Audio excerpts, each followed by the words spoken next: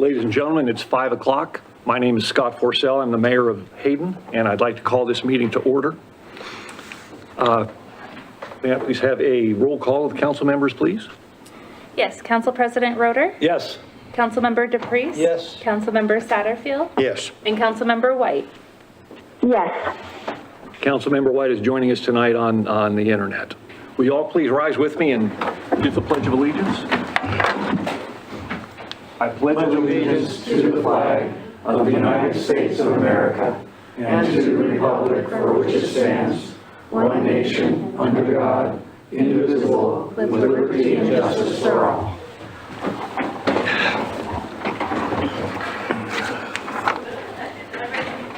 Okay, at this point, I'd like to call for any additions or corrections to the agenda. Before you all jump up, I do have one. Folks, the item number 3A, commission report from the Hayden Urban Renewal Agency, we are not going to have that tonight. Mr. Young could not be with us. So we'll hope to have that at our next council meeting. Next comes the consent calendar. For those of you that are new to this, there are many everyday items that occur with city business. Some of those items need to still be approved by city council. Actually, may appropriately, they need to be consented by city council, so we call this the consent calendar. I'd like to read the items on the consent calendar tonight. Item 1A, approval of the April 26, 2022 city council meeting minutes. 1B, approval of April 27th, 2022 city council retreat minutes. 1C, approval of May 2nd, 2022 city council meeting minutes. 1D, approval of the open arms event permit application and loudspeaker request. 1E, approval of the 2022 Hayden Triathlon event permit application, loudspeaker request, and support agreement. 1F, acceptance of Nick Estates LLC grant of easement. 1G, approval of city final acceptance of the public infrastructure of the villas at Carrington, formerly known as the Carrington Apartments. And 1H, approval of bills for payment. Council members, do we have any discussion on any of these items? I have one, Mayor, if I may. Sir, I'm looking. Councilmember Roeder. Yeah, thank you, Mayor. I'm looking at the Wednesday, April 27, 2022 special meeting. This was a budget meeting. And on page 2 of 3, I'll just read the short paragraph. After reviewing the different accounts and investment funds that the city keeps money in, it was noted that the city is in good financial position should any extended loss of revenue occur. However, the city is, in Mr. Boyer's suggestion, keeping the funds in the First Financial Equity Corporation investment as a rainy day or emergency fund. The amount is currently $3.15 million and has not been touched for over 10 years. My question is, what is the First Financial Equity Corporation and how long have we been in that fund? Does somebody give us, because I know like in the Hayden Urban Renewal Agency, we have our investment in a state fund, which gives us better return than when we find in banks, and it's very, very safe. So I'd like to know more about what is First Financial Equity Corporation? Wait, I think I'll let Sandra also, Andy, answer this as well. We also have, actually, most of our funds are in the state LGIP fund as well. What does that mean, the acronym? I don't know either, I forget. Local Government Investment Pool. Great, that's what HERA has its money. We're in that same pool, and that's has specific parameters on how they can invest their money, and they have to also secure those funds in there, so it's more secure than just going to out on the market and putting the money in there. And this other fund is as well, and we don't put as much money in there. And they just gave us a report on that. Sandy, you want to give a little more information? Our investments there are mostly in bonds. They're rated 2A or higher. It meets all of the requirements for investing. by a city, and we've had money there as long as I've been in finance. And have we had these investments in this First Financial Equity Corporation for the duration of this 10 years? Yes, Oh, so that's from it started there and we've left it in there? yes. Okay. Because since I've been here, which is 6 years, I've never heard about this, which doesn't mean anything because there's a lot of information we're constantly learning about. But, so that's good to know. And thank you. Thank you, Mr. Roeder.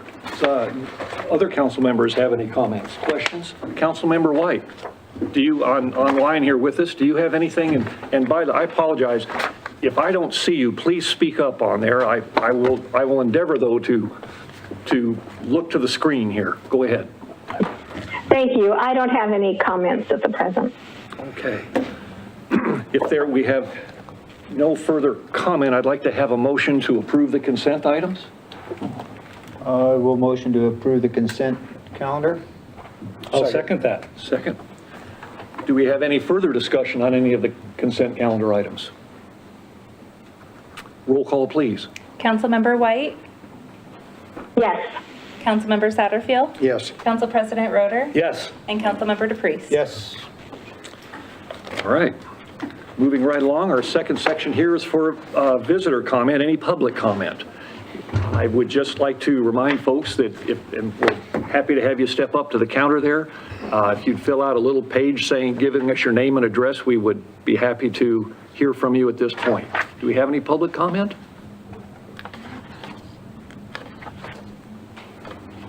Going once. Okay, we'll have no public comment tonight then. All righty.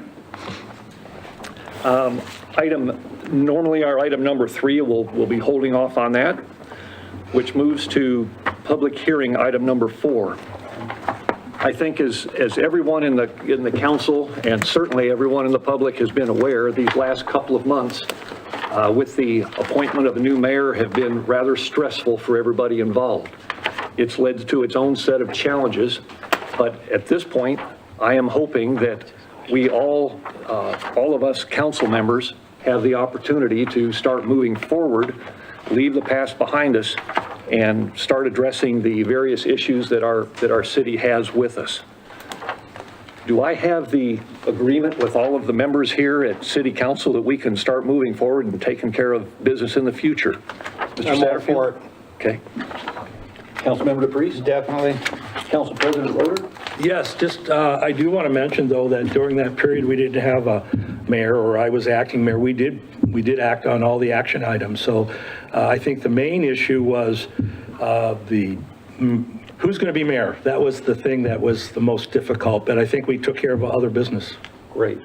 And Councilmember White? Yes, I agree with what's been said, that we've been taking care of business, and I think we're going to be moving forward, and it's going to be good. Thank you. Thank you. After sitting in the audience for all this time and now sitting up here, I can only appreciate even further how much effort it took on Council President Roeder's part to be acting mayor and a councilman.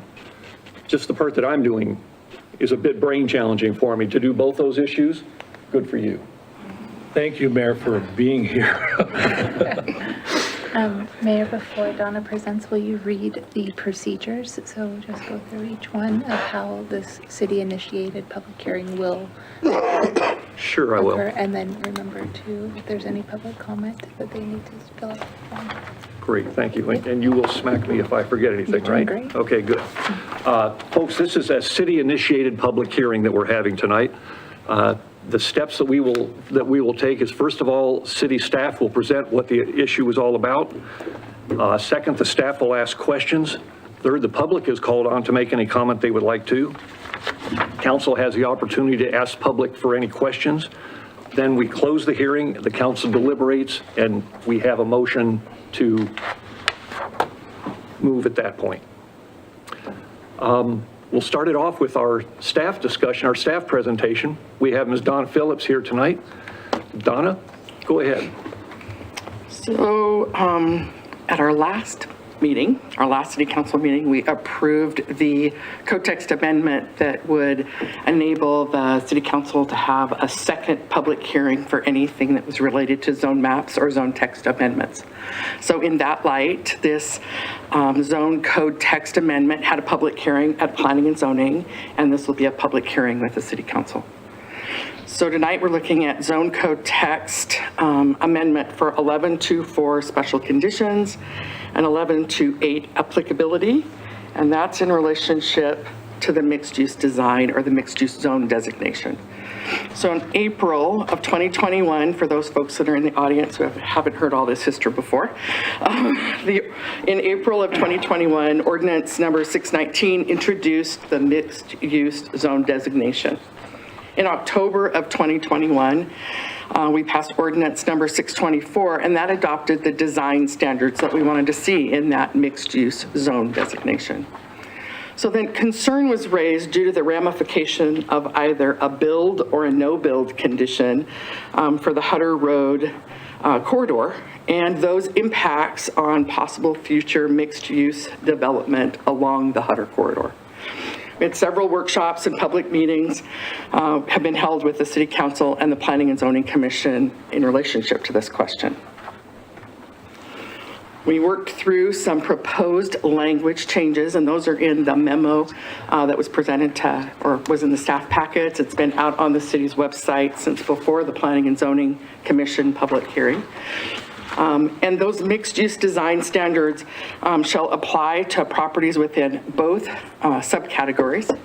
A mixed-use -1 category, those shall be along Government Way, Highway 95, Hayden Avenue, and Prairie Avenue. And then the mixed-use 2 are those parcels which are contiguous with the proposed Hutter corridor as determined by the future land use map and not by current zone. So by looking at a map, those areas that are mixed use that abut Hutter, pretty much, and all of these properties, all the way up, those would be what would be considered to be in the mixed use 2 subzone designation. And the rest of the city that is, not adjacent to Hutter would still have that MU1 category, potentially, at the request of a zone map amendment. So additional design use standards would be that residential uses shall not be allowed in those MU2 zones along Hutter until such time as the Hutter corridor is guaranteed to be constructed, unless as expressly allowed in a zoning development agreement or as part of an approved plan unit development. Both tools have agreements and specific site design requirements that would be addressed in those 2 agreements. So they would still be kind of addressed by City Council. And then when the Hutter corridor is guaranteed to be constructed, then any use containing a multifamily dwelling units within that MU2 zone shall still require a conditional use permit. Again, trying to make sure that the vision, it's a new zone designation. We're trying to make sure that the vision that the City Council has is being met by what's being proposed. So what if the Hutter alignment changes? Should the location as depicted on the future land use map change, then the boundaries of the MU2 on the flume may shift accordingly. So on April 18th, at the public hearing with the Planning and Zoning Commission, after the conclusion of the public hearing, the Planning and Zoning Commission recommended approval of the proposed amendments to the Hayden Code. And their written decision and their Planning and Zoning Commission minutes in your packets were draft because their approval occurred on May 16th. And those have been approved, both of those. So the Planning and Zoning Commission's findings, which were in the written decision that's in the memo that you have, they went through the standards, the 4 standards of a zone text or a zone map amendment. And they found that for the first one, the first standard was whether or not any additional studies or plans needed to happen. And the Planning and Zoning Commission said that that standard had been met and that no additional plans or studies were required at this time. The second standard is that the city council can impose additional conditions upon rezoning, and to make sure that it was consistent with community needs and its public health, safety, and general welfare. The commission recommended unconditional approval of this request. The proposed code text amendment provides the opportunity for additional conditions to be imposed on future developments by the Hayden City Council through several land use processes. Those would be like the zoning development agreement and the planned unit development. That's part of that code text that we're adding. The third standard is that amendments to the zone map and zone text shall be in accordance with the future land use map and the goals and policies found in the Hayden Comprehensive Plan. And the Planning and Zoning Commission found that that was met. They said the proposal will enhance the ability of the city to fulfill the intent of the mixed-use designation as depicted on the future land use map. And the commission believes that it is consistent with the goals and policies of the comprehensive plan. Those goals and policies were part of the staff review, and they were like the last 3 pages of the memo that the council received. Amendments to the zoning map and zone text shall align with the zone district's purpose and intent. And they said that was met. The proposal serves to more thoroughly specify the intent of the mixed-use zone designation by dividing it into those subcategories based on the location with the proposed Hutter corridor. As this is a code text amendment, no specific amendments to the zone map are proposed at this time, and the proposed additions to the code text identify when and how specific areas in the city can be developed with more intense uses based on the location of existing and proposed transportation corridors.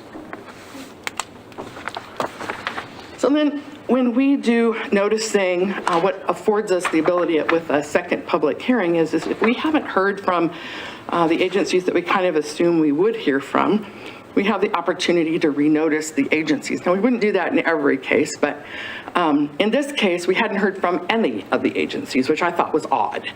So in the front memo of your information before the council, identified there were 33 agencies that we sent additional comment requests. And we kind of used it twofold. We used it one because we wanted to make sure that they had the opportunity to comment on this.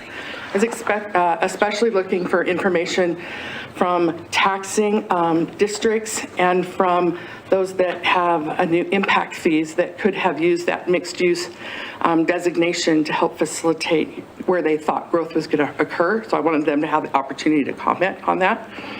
But I also wanted to make sure that A, the right person is receiving the email, and B, we generally generate public agency comment emails out of our BSNA software.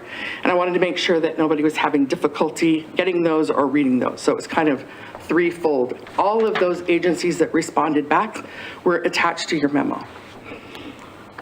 So just as a recap of the public comments that were received of those 33 agencies, 5 had out-of-office replies, 13 had no additional comments. We had 2 approvals or they were in favor. We had 1 general comment regarding the proposal, and we had 3 that redirected to a new person, but we didn't receive responses from that new person who was copied on the email. So we all tried to get them. And then we didn't have any additional public comments that were received from notices in the paper and our other media outlets. So the City Council may approve with modification, or deny the proposed amendments to the Hayden City Code. And you can base that, if you choose, you can base that upon the recommendations and findings of the Planning and Zoning Commission, or on your own findings if you have others. I stand for questions. I have one. Could you please tell me the basic, what brought this forward? What was the concern? There's a lot of purple on that map. I think that and the council can correct me if I'm wrong, because it's a city-initiated code text amendment, but I think that there is a valid concern that we would end up with a lot of multifamily, and that the true course of the mixed-use zone designation, which is a mixture of commercial and multifamily, or one or the other, would not be fulfilled, and that the Hutter corridor is still in the planning stages. And right now, we don't know where that's, we estimate that that's where it's going to go based on the best known data that we have today. Okay, thank you. Is there others that could What add to other that? questions of council? Anybody else?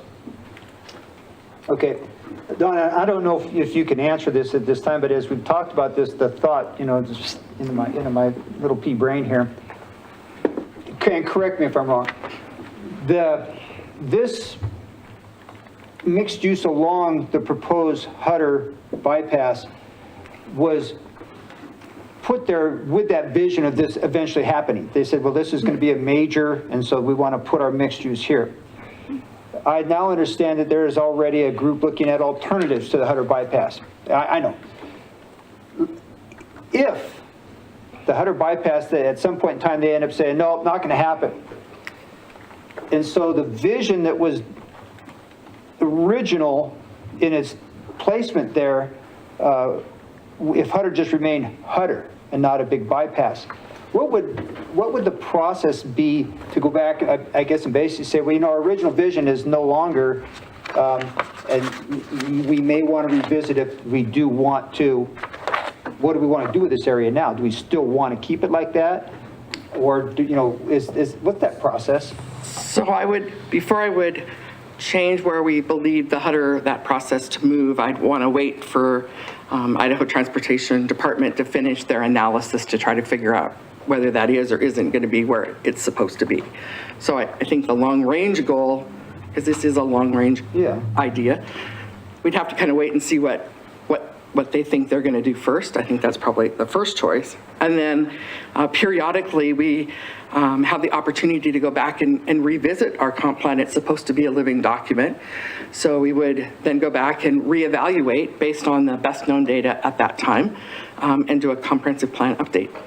Okay, so that's kind of when... If it was a city-initiated project, again. So if you had a landowner that was looking to annex or that was adjacent to the Hutter bypass and they wanted to bring a proposal forward before that occurred, then that would be reviewed at that time as a proposed zone map amendment and a proposed comp plan amendment. Okay, and that's kind of where I was going.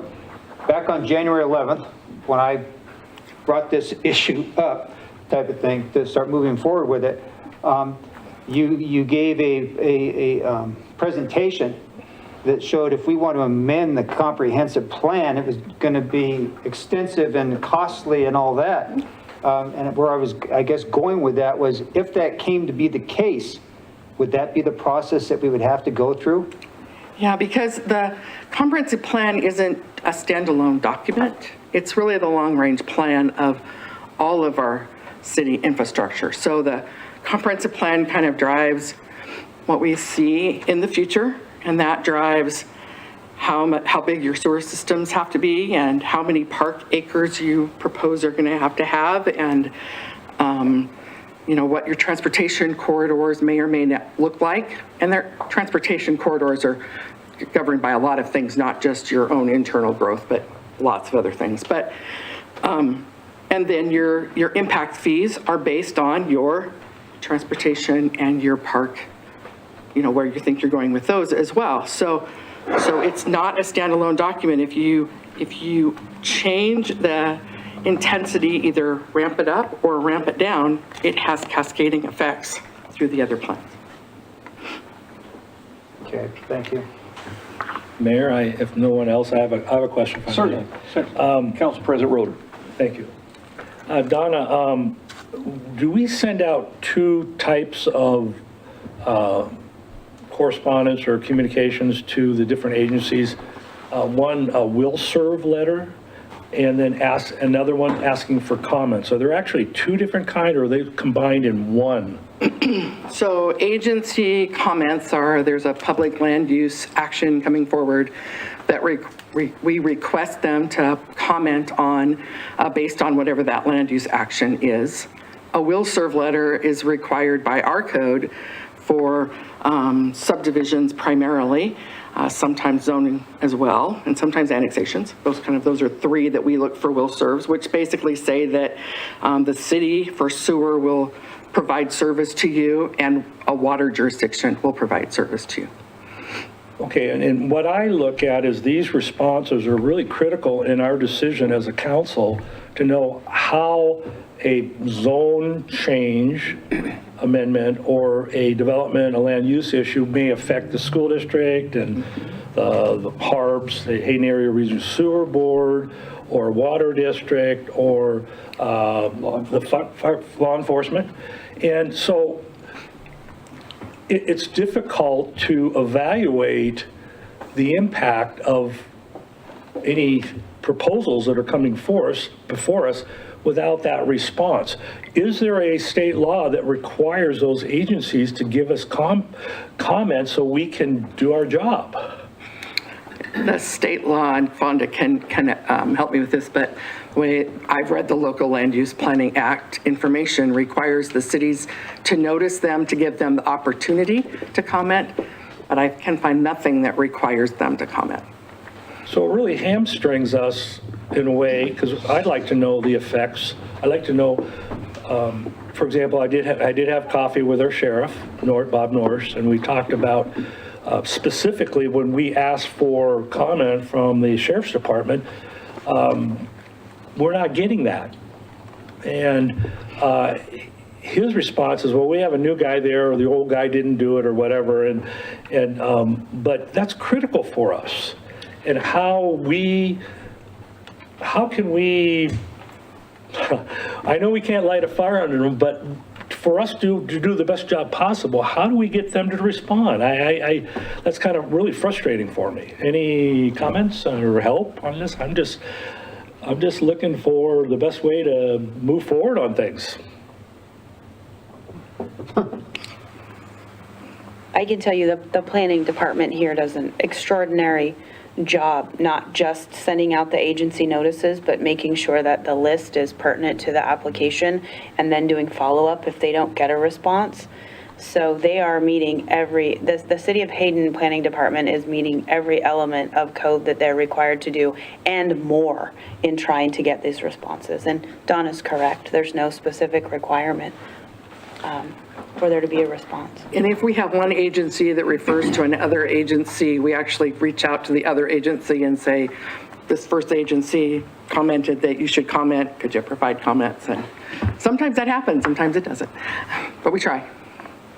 In the short time that I have been in this chair, speaking with Ms. Phillips, she has shared with me her extreme frustration with not being able to get the very information that you are asking about. She is just as concerned as you are about this, and I don't have the answers for it. But that's why I'm asking, is there anything we can do to improve? And I'm hearing, and I understand staff's doing a great job trying to reach out. I'm just wondering, is it possible, I know that the sheriff is looking for a big increase from us, is that part of this, considering it, is, hey, how about responding to us? I think that would be a valid request, is please, we appreciate what you do for us, but could you at least give us some input in the future about public safety and how, the growth that we have, how it impacts them. But I would hope maybe we could ask for that request.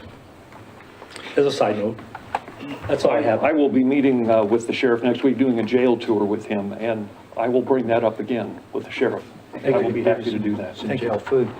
Another comment here if nobody else. Certainly. Go ahead, Councilmember DePriest. Right along with that idea there, and as we're, talking about this, the idea, is it possible that we could invite in certain entities and just have a discussion on the effects of what they're experiencing, not even really, the form, but just have somewhat of a discussion where they would say, let's use the school district, for example. Okay, the last report that I saw was that all but one, maybe two of their schools are at or over capacity, and have that discussion with the school, either, I don't know, the superintendent or their operations manager or whoever, and just have them give us an update on where they're at, and then maybe a question and answering type of thing of how is this affecting your district? How can we help make things better? You know, just have a discussion like that by inviting them in for those discussions. Like a workshop, if you're thinking, or just, I would say in public, you know, just invite them. Invite them? To come to a council meeting and have, just like the HERA presentation, I guess, and maybe have them give us an update on, ask them for an update on what's their situation as far as their schools and their capacities and where are they at, and how they project into the future with what they're seeing with the growth, what are they going to need, and how is it affecting the big picture. I like that. So on that, I think it would be important also to remember that most of these agencies serve multiple jurisdictions. So another prong to that approach might be coordinating with the other jurisdictions that they serve to make sure we're sending consistent agency notices, that we're sending consistent messages, because I know I've heard from some of the agencies that it does get frustrating for them when they get different notices from different cities, and they're getting just as flooded, you know, with these agency notices as everyone else. But a multi-jurisdictional approach to this might also be effective. That's a good point. And I think we have 2 school districts that service the city of Hayden, Lakes, and also Coeur d'Alene School District, so that makes it a little bit more complex. Councilmember White, I promise you that I've not forgotten you. Do you have any questions of Donna Phil? Thank you. Thank you. Yes, I was just about to raise my hand. So my question is, and it's going back to the beginning where we're talking about the comp plan is a living document and we can periodically go back and take a look. And then at the same time, we're talking about it's not a standalone document. And so making changes to it is not easy because of the ripple effects and all. So even though I just feel like with this change that we're talking about, if you can go back to the map with all the purple, looking at this again, I'm wondering if we could think about this a little more, because I'm just afraid that when we're only doing mixed use mostly on the main arteries in the city on Hayden Avenue and Government Way and all that we're going to have a massive infill, and that these outer areas are going to just kind of be less dormant. What's your reaction to that?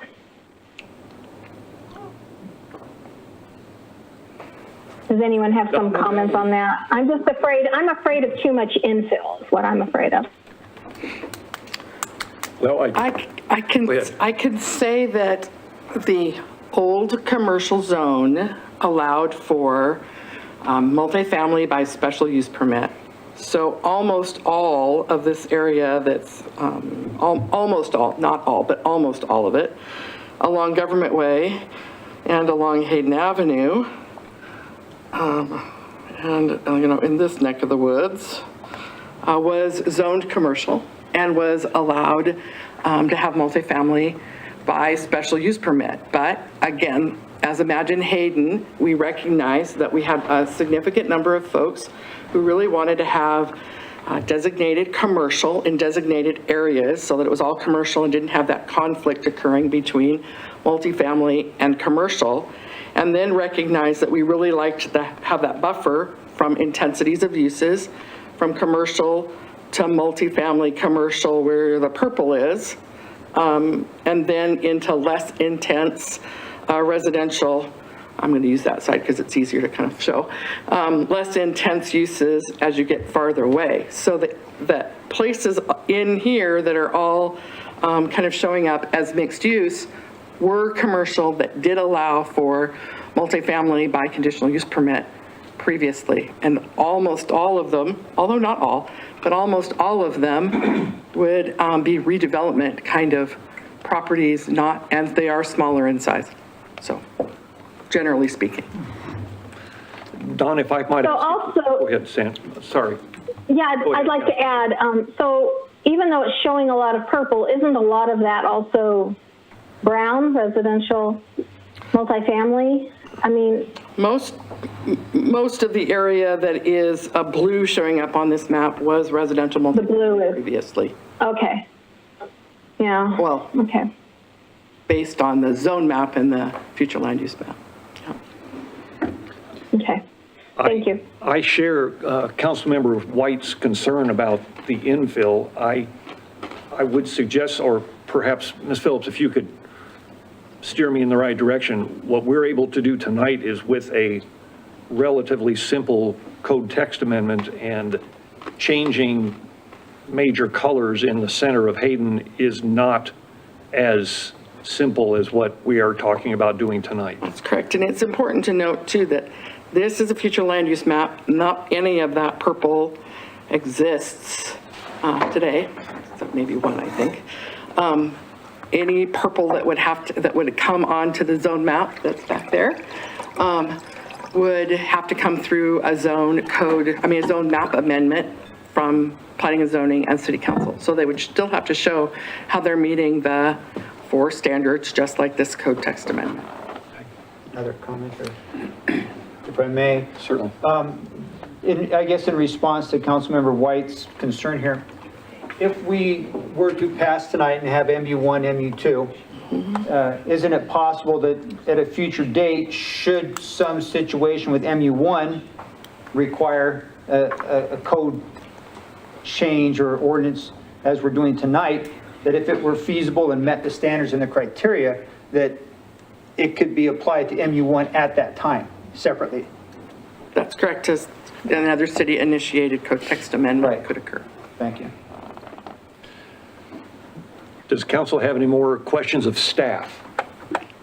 I have one comment. Yes. You know, I think when we initially did the comp plan, it was fully recognized that there was going to have to be changes made to it because it's a huge document.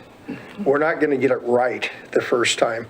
And I think what we're trying to do here is bite off piece by piece, because my fear is if we try to bite off too big of a piece, we're going to be right back to where we were, and that we're making some mistakes that we shouldn't be making. So maybe a little slower process, and we'll get there. Okay, and council, we will have a moment, in just a moment here, we will have a chance to deliberate. But if council has no further questions of staff, hearing none, at this point, I would like to invite the public to make any comments that they would care to make about this.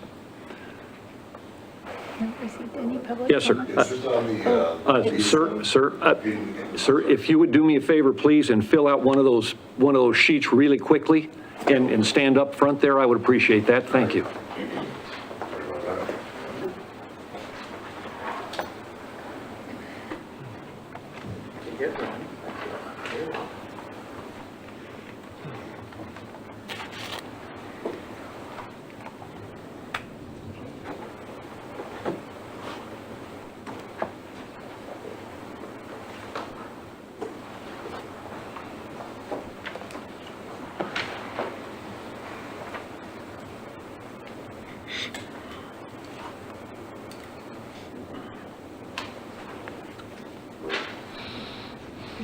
that too.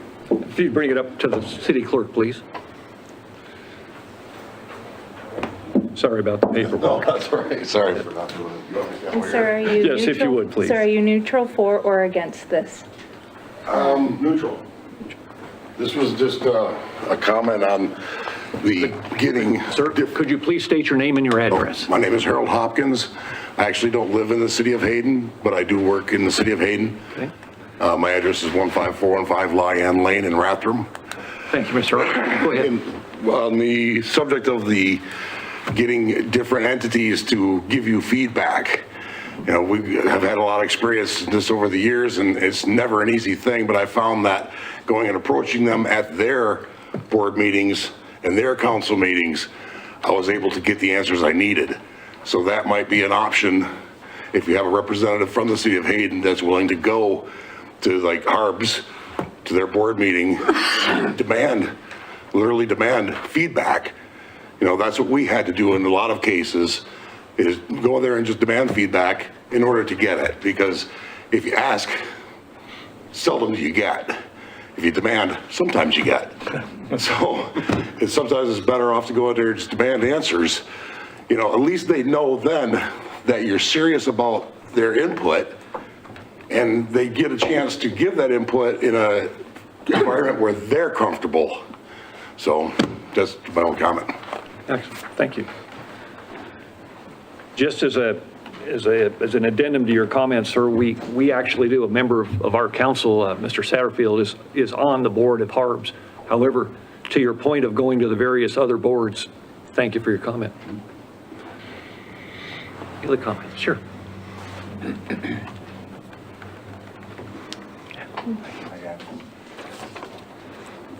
And sir, if you could please give your name and address. My name is Dowd Boss. I live at 627 East Lacey Avenue here in Hayden. My wife and I moved here about 5 years ago, and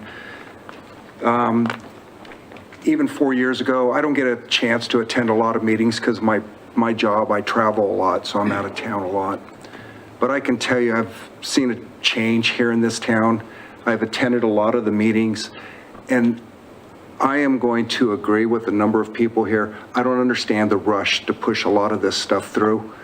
I think we have pushed way too many of these projects and approved developments without really looking at the repercussions on the quality of life, on what, you know, the infrastructure, the police, the fire. The citizens voted down the fire department. What is that? That tells you that they don't want the growth, okay? The election in November, I came up here on that Thursday right after the election, and I said, you know, I'm excited. You know, my wife and I, we put signs in our yard for Ed and Sandy. We fought, you know, we walked door to door. And because we feel that we're not against growth, but the growth is just, I guess I'll just use, just kind of out of control. It's just growing way too fast. And one of the things that was said to me at that meeting is, well, more people need to show up. So I took that upon myself, and I've been walking all around, talking to people at the grocery store. One of the things they say is, at 5 o'clock, we're taking the kids places, we're eating dinner, we're not even home from work yet. So maybe the council can reconsider and maybe have one of the meetings a month, maybe at 7 o'clock, where other people can come. So just a recommendation. Just remember this. You approve these projects. I'm not even sure on this Huter plan. I'm going to do my own investigating on what this is. It's kind of scary, but you can't change it once you approve it. Once you lay the concrete down, the concrete stays. And I've seen way too many cities in this country that go through this, and it never gets back to where it was. So anyway, that's what I wanted to say. Thank you. Thank you, Mr. Boss. At this point, do we have any other public comments? All right. Hearing none, we will close the hearing. And at this point, we have the opportunity for council to deliberate, although we may have done that a bit already. Do we need a motion first, or? No, we have the opportunity to deliberate, and then we'll make the motion. Okay. Would anyone care to start?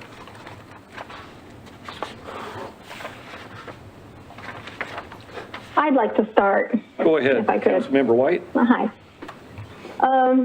Yeah, I'm hearing what the people are saying, and I'm just wondering if we could hold this off for 2 weeks and talk about it some more. Once we make this decision, it's almost impossible to change it, I think. I don't see what it would hurt to wait 2 more weeks. I am afraid that it's too dense still.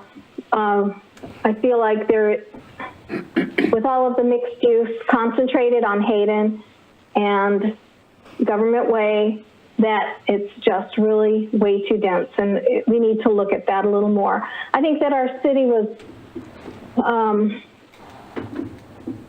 I think we were not focused on finding the right solution, and this may not be the perfect answer at this time. I would like to think about it just a little more. Okay, thank you. Okay, thank you. Council members, other council members? Yeah, I'm going to respond to that.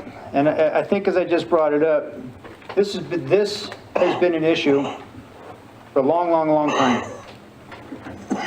And this is just as Councilmember Satterfield said, a small step.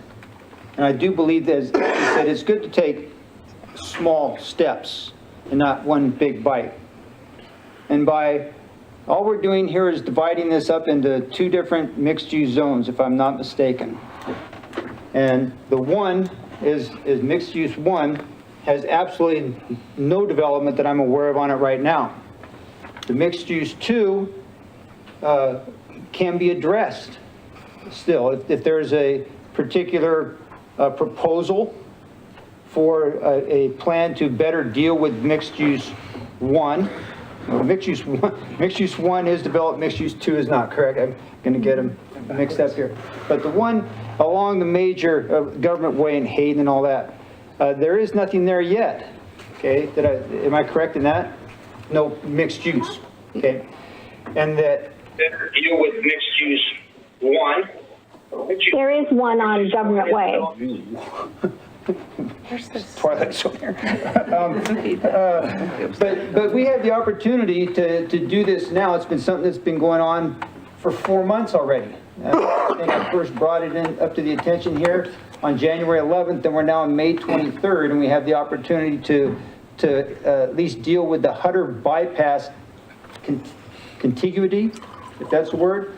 And if someone or something or a proposal is needed for the MU1 stuff, more in the city where the concern is, then by all means, I think take the time there, develop a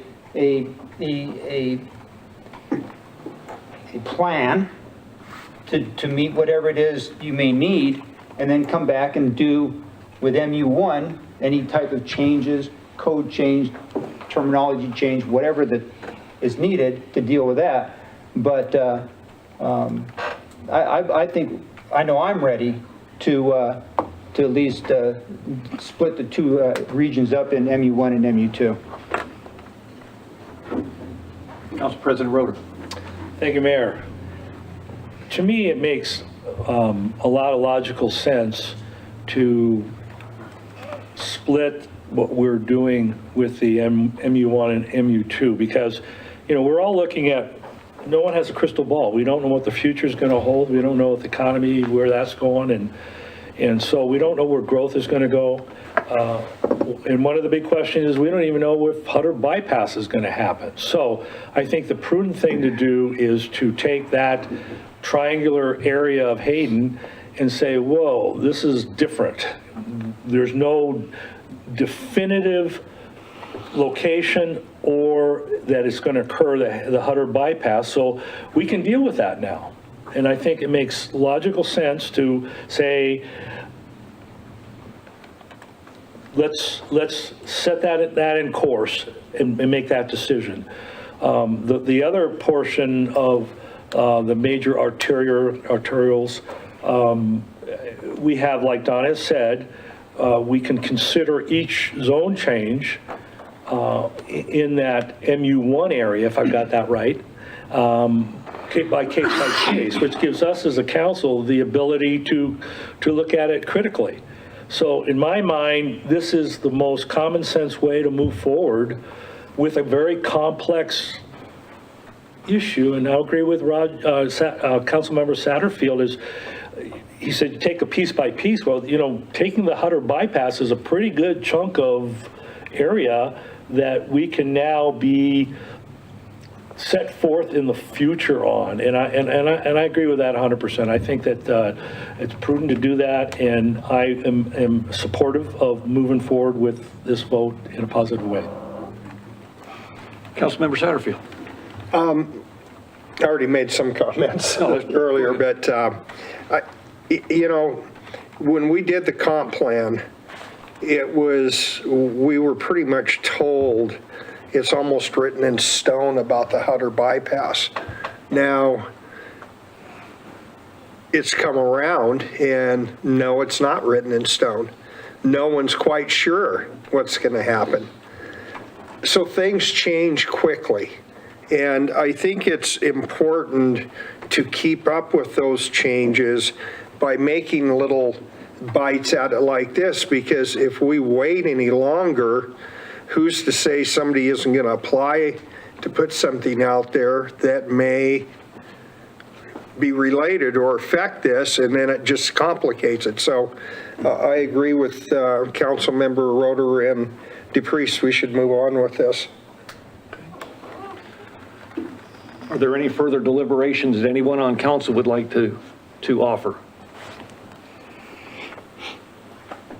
Hearing none, I feel that I almost heard a motion from Councilmember White. And Councilmember White, would you care to make a motion?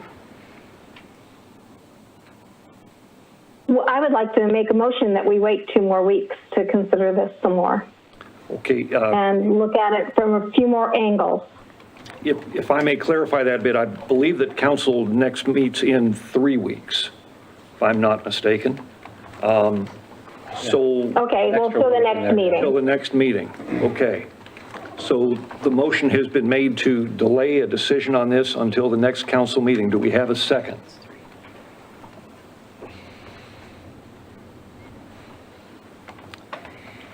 Hearing no second, motion fails. Do I have another motion? Sure, I'll motion.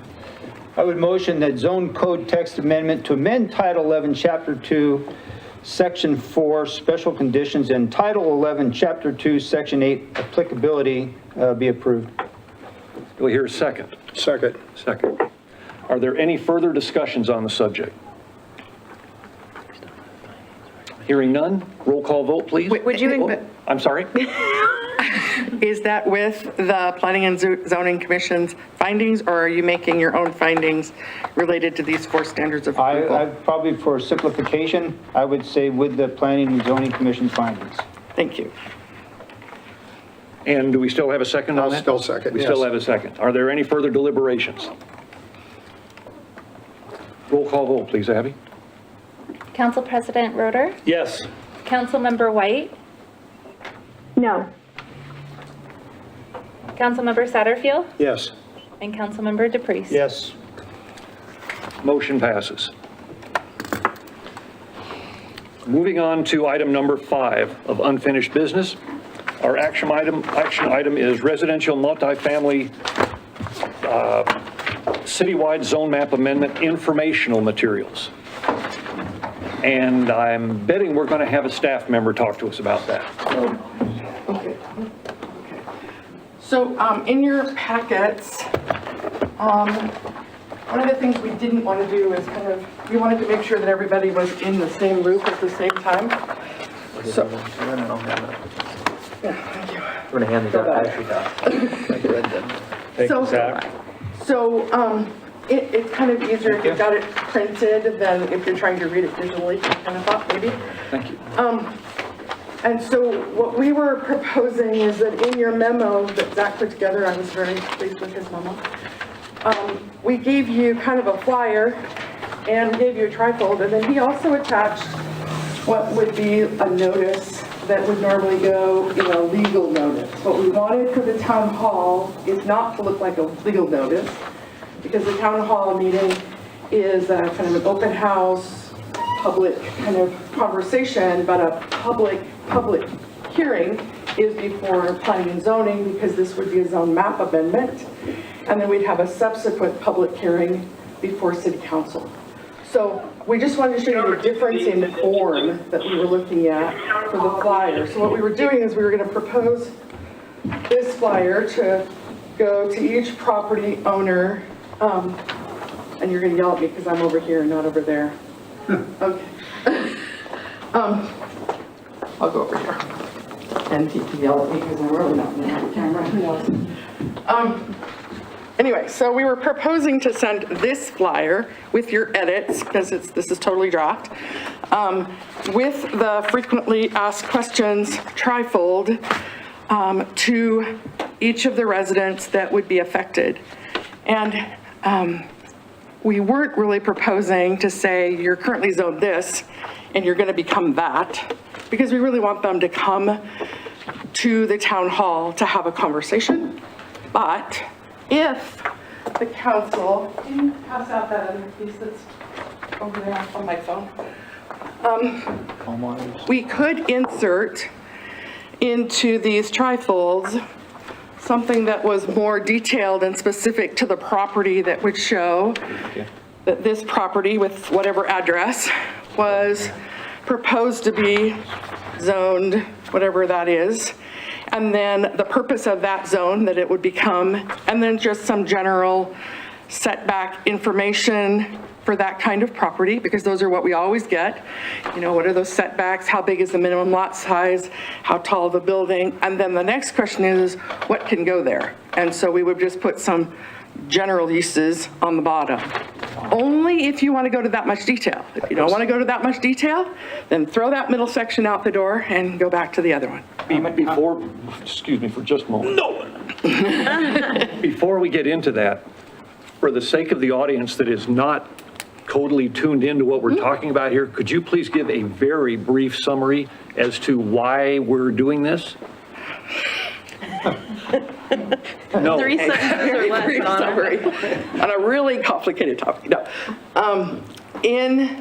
During the Imagine Hayden, we recognized that our currently zoned residential multifamily properties didn't fit 76% of the way that those properties were developed, didn't fit the purpose definition of the residential multifamily zone. So residential multifamily intuitively is multifamily. So 76% of those lots are single family. So intuitively, that doesn't really work. The other thing is that when folks are looking to develop in multifamily areas, they want to develop complexes of multifamily. The multifamily code, the way it's written, you have to have each building structure on a separate lot. So it just doesn't work. I mean, everybody gets frustrated, everybody else, and so it doesn't really develop like you would expect it to. And so in all of our Imagine Hayden workshops, and we had lots of those, it was recognized that we really liked having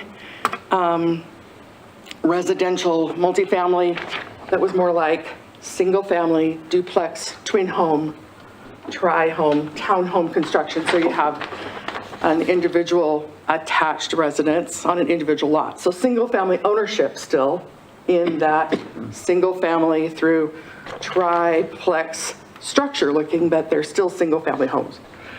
And they liked that kind of mixed across in certain areas as buffers to higher intense uses and single family residential. It was lots of discussions whether we wanted to have that mixed residential allow for a bigger than a tri building. And it was unanimously no every time we brought it up.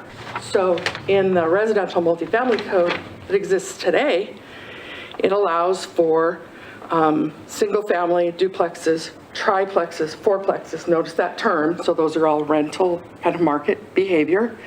And it allows for anything greater than a fourplex as conditional use permit. So you can have lots larger buildings. So the Country Ridge Apartments next door is zoned residential multifamily, and that's how they got there. It's by conditional use permit.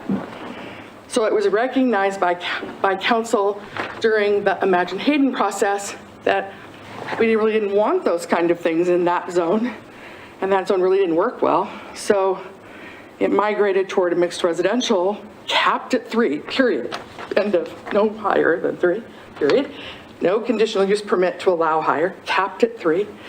And everything from a fourplex higher really needed to go in that mixed use area. So those mixed use areas could have fourplexes in them. They're not required to have higher, larger buildings. They could have fourplexes.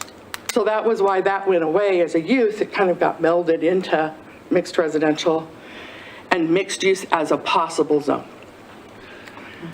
And so that happened as part of the Imagine Hayden thought. So then when we adopted the new zone designations in April of 2021, it was gone, was removed from the zone designations. because we anticipated going right into a zone map amendment. And for a variety of reasons, hindsight is always better than foresight. We thought that it would be, or the staff or city or whoever you want to say that, thought it would be a great idea to migrate everybody that had a different land use than a different land use, a different zone designation on the zone map today than the future land use map. We tried to migrate them all, and that's too big of a step. So we kind of backed up in August and said, okay, wait a minute, let's put this thing on hold. And so we put an interim ordinance in place to give people design standards that had projects they wanted to move forward with that are currently in residential multifamily. Then we had lots of workshops, and it was recognized that the residential multifamily still really needed to go away because it wasn't working and it didn't work well for the intent of what we wanted to see. So now we're back at 545 or plus or minus parcels that are zoned residential multifamily that by September have to not be zoned residential multifamily anymore. And so we're trying to recognize their existing conditions as much as possible. Staff has kind of done a beginning step at trying to look at a proposed zones for each of those. We think we've got that pretty close to complete, and we are hoping for a town hall meeting the end of June. And if we have our town hall meeting in the end of June and the Planning and Zoning Commission public hearing in the end of July and the City Council public hearing more than likely the 1st of September, first meeting in September, we'll be able to meet those deadlines pretty seamlessly to migrate those parcels before the sunset of that other ordinance. That's short, I'm sorry. That's great. So, as you can see, it's a very complicated situation, and what has been passed out to all the council members here is tonight we are trying to figure out what should be sent to these 545 property owners and say, here are the zones we're looking at. How do we contact you and get your information back? Would that be an accurate way of stating it? We really want them to understand why we're proposing what we're proposing, and kind of would like them to concur with our assessment as much as possible. Okay. Okay, So briefly. Congressman DePriest, go ahead. You briefly answered about 545 parcels is what we're looking at here. And if you're talking about doing this, is the staff going to have to go through 545? We already have a spreadsheet that's pretty well put together, and then it'll just pull the specific information based on the zone designation that we're proposing in an autofill. So it's not going to be like a staff member going, it'll basically do it for you, push a button or whatever. Okay, so it won't be that much of a burden to do this. No. Okay, that was my question. I thought, my goodness, somebody's sitting here writing down each thing on each one. Okay. We could even put a comment, something on the back if that's what the council wants, but again, I don't know, and I'm Well, my main concern cautious about giving too much information. It's kind of scary too. is the time burden that all of this would take on staff to do this thoroughly. But if the staff feels that it's something that is easy is probably not the right term, but not going to be that much of a burden, then the more information I think that people can get about their parcel, the less they're going to be calling and asking you. Yeah. They're still going to be calling. And we want them to. That's the really important thing that I think that I said the last time, and I'll say it again, is that we want to eliminate confusion. We want to give people an understanding of what we're doing, and then if they have a proposal that meets the intent and meets where we're going with this, what the intent of the council was with this, then we could bring that forward as well. So. And I think the staff's goal is to, in all of our discussions, has been to have as many parcel owners comfortable with the zone that they're moved into and basically consent to that. I mean, if we could have 100% consent by every parcel owner, that would be perfect. And so to really do a lot of work on the front end so that they understand what they're currently zoned, they understand why they're being rezoned, and that they're comfortable with what they get moved into. Second to that, though, it'll be important that the council and the Planning and Zoning Commission members not be present at the town hall meeting, because there is a chance that some of these will still come forward in quasi-judicial hearings for you to make a final determination. So we don't want any of that information at the town hall to affect your ability to be able to vote on any of those actions later, should they come forward. Okay. So it'll be an opportunity for staff to educate these affected parcel owners. That was a good point, because I was figuring that we should probably go to these things. Nope, okay. Other comments? Start down at that end, or you want? Certainly. Council President Roder, go ahead. Oh, thank you, Mayor. From the memo, I read that there's 532 parcels. Yeah, there are, but we were working through the justification, and we have 532 parcels that were identified a couple of years ago, but they're not showing up as being in existence, which leads me to believe that they subdivided or something happened. So there's 532 plus or minus-ish. And you made a comment that 76% of the 500 and whatever number are single-family residents. Today. So I just did the math on here, and that means that 404, based on the 532, should be R1. Plus or minus. Yeah, plus or minus. So to me, And the reason I say that is because although they're single-family residential, they may not meet minimum lot sizes for single-family residential. So again, part of the existing conditions is, yes, we're recognizing that you're a single-family dwelling, but your minimum lot size may be less than the minimum in an R1 zone of 8,250 square feet. So if you were like a 7,500 square foot lot, it may not make sense at all for you to become R1. It may make more sense for you to become mixed residential. And the reason for that is then that they could actually make modifications to their homes and enlarge it under mixed residential, but if And they still didn't meeting meet setbacks and lot coverages. single-family residential, they could not make Correct. modifications to their home. Okay. do you have any idea how many don't meet the R1 square footage lot size? We do have that information, but I don't have it here tonight. Okay, so then the next question is, that leaves 128 other parcels if you minus the 404, based on the 532. I had to do that math. What zoning should they go into? It's really dependent on the use that they have. So some of those uses are like duplexes and triplexes. So the only zone that you're allowed in the entire city to have a duplex in is mixed residential. And then triplexes are also kind of quirky, so they're going to have to be recognized that they're quirky.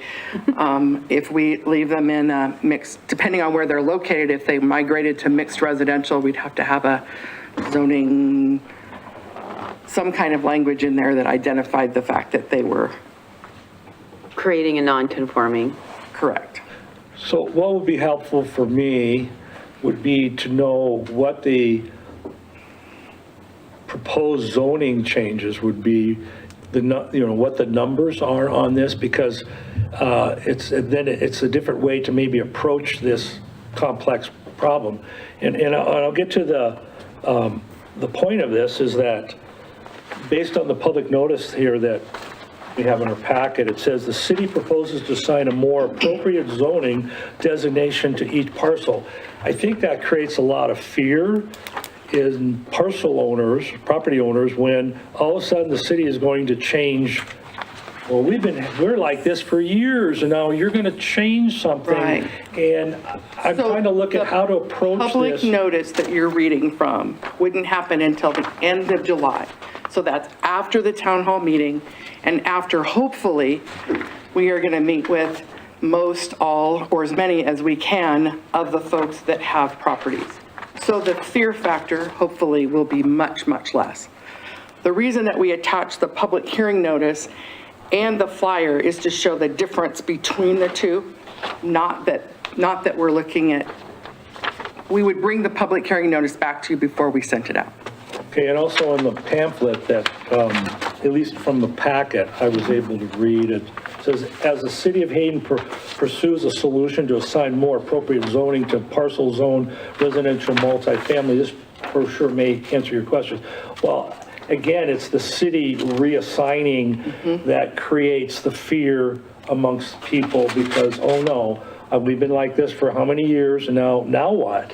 So having the numbers, particularly like in the R1, would it be more appropriate rather than bringing town hall meeting with a mixture of potential zone changes that could create confusion is to have a town hall meeting for just the folks that will go into R1 so you could deal with that? And then also the 5 o'clock time, I don't like because we had a gentleman tonight who appropriately said, you know, it's difficult for people to get here at 5. So I would also propose that we do a later time based on what the council would approve for a town hall meeting. But I guess what I'm saying is I'd like to have, just try to bifurcate or separate the majority of these folks that will be moved into R1 that could be really centered on those folks and why the change is and getting the big percentage of 76% taken care of. And then the more complex issues that are either non-conforming or whatever, that's going to be more complex. And now you're dealing with 128 people. So those are my thoughts. I agree that cleaning up the zoning that is more appropriate and gives the landowner more comfort knowing that they are R1, that's what they want to be in, they would like that. I like where we're going with this, but I'm very concerned about when we had 1,700 proposed zone changes not that long ago, and that became problematic because of confusion and even with us on council. So I want to be really clear with our process and our message to the landowners and what we're proposing to do, and do it in a way that we get as many people here as possible to hear why we're doing it. And those are my thoughts. Thank you. Other council members? Councilmember Satterfield. Donna, I think a couple of things I want to bring up is this form. I have mixed feelings on because, you know, how many people are really gonna, I don't know how to put this. I mean, the setbacks, flanking side setbacks and stuff. I mean, that to me kind of confuses the issue. And I think the other thing is if we're going to ask them about rezoning their neighborhood, they need to also know that, okay, if you're zoned this and then you get zoned that, that doesn't mean you have to spend thousands of dollars to conform. Because I've heard that out there too, that they don't want to spend that money. And probably the other thing is rezoning. How's it going to affect the value of my property, or will it? And I think it's just some simple little things that the public needs to know, hear about, just so they, as Councilman Roeder pointed out, so they don't get fear mounted right away. And, you know, I go back to, you probably remember Caravelle Estates, when we wanted to talk to the folks about improving their roads, which it needed, but they don't have sewer there and their water needed updated. And we sent out a notice for them to come here. Well, they were all mad as hell because they thought we were going to stuff LIDs down their throat. And in fact, we just wanted to hear, do you want this stuff? They said no, so we didn't do it. And I just don't want to see that, you know, fear happening again. I don't have all the answers. When we called the assessor's office a year ago, when we were working through this a year ago, and we asked them that question, you know, how does it affect them? And do we have a contact that we can send folks to? Because they don't generally take a city's word for their taxes that come out of the county, FYI. The assessor said, are their uses changing? We said no. just their zone designation, and they said it should have no impact on their assessment, is what we were told by the assessor's office a year ago. And we tell that to people, and they say, well, we don't believe you. Could you have somebody to call that we can contact? And we did. We gave them phone numbers, and we gave them email addresses, and they worked with us during that process. So they were fully aware, but that is what we were told. So just, I can answer that question. Sandy, anything to say? Councilmember White, I see that hand. Hi. There you go. Yes, okay, there's a lot here. Let's see. I agree that it would be nice to maybe take it a zone at a time. Maybe just talk about R1 and get those people together. Also, another thing, do we have the option to leave some neighborhoods as residential multifamily?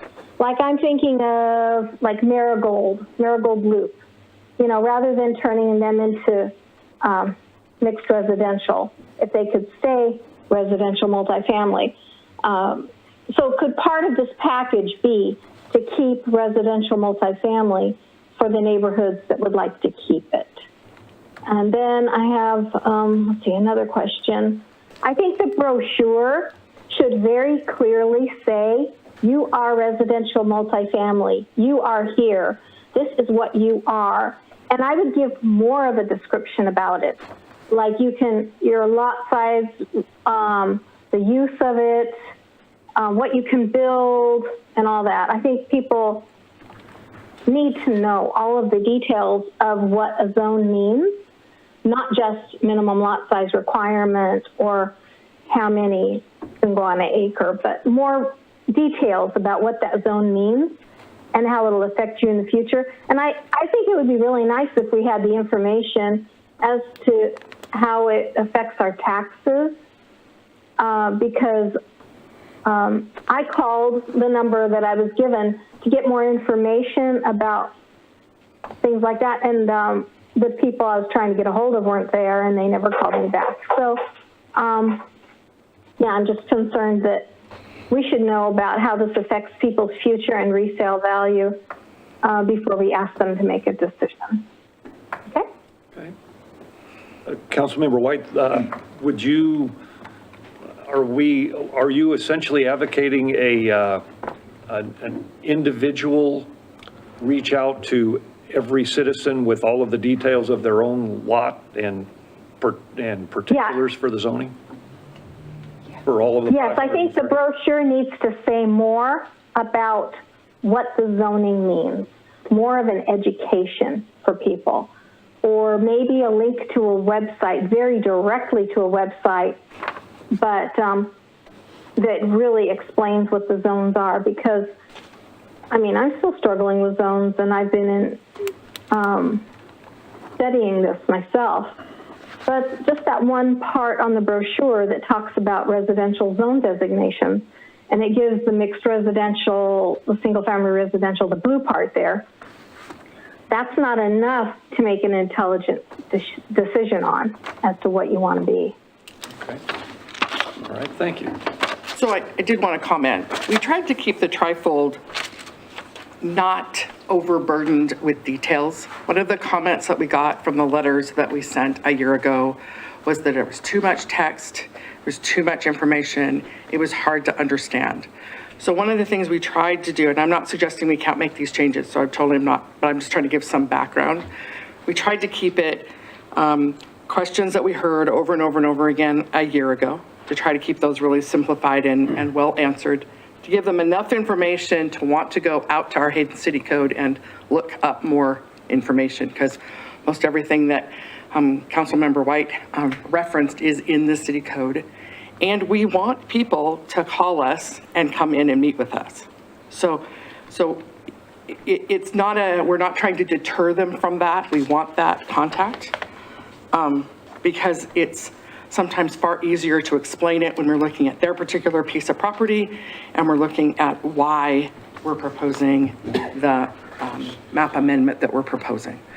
So, and we do want you to edit this at will. So keep in mind that if we're going to mail these out, we're probably going to need to have them printed and put together within 2 weeks or 3 weeks of the day we want them to come in, or days we want them to come in, if we're going to do them on multiple evenings. And if we're going to do them on multiple evenings, we're going to have to figure out where we're having them, if that means we're having them here, or if we're having them at another location. So just Pretty quick if you're expecting to do this in June.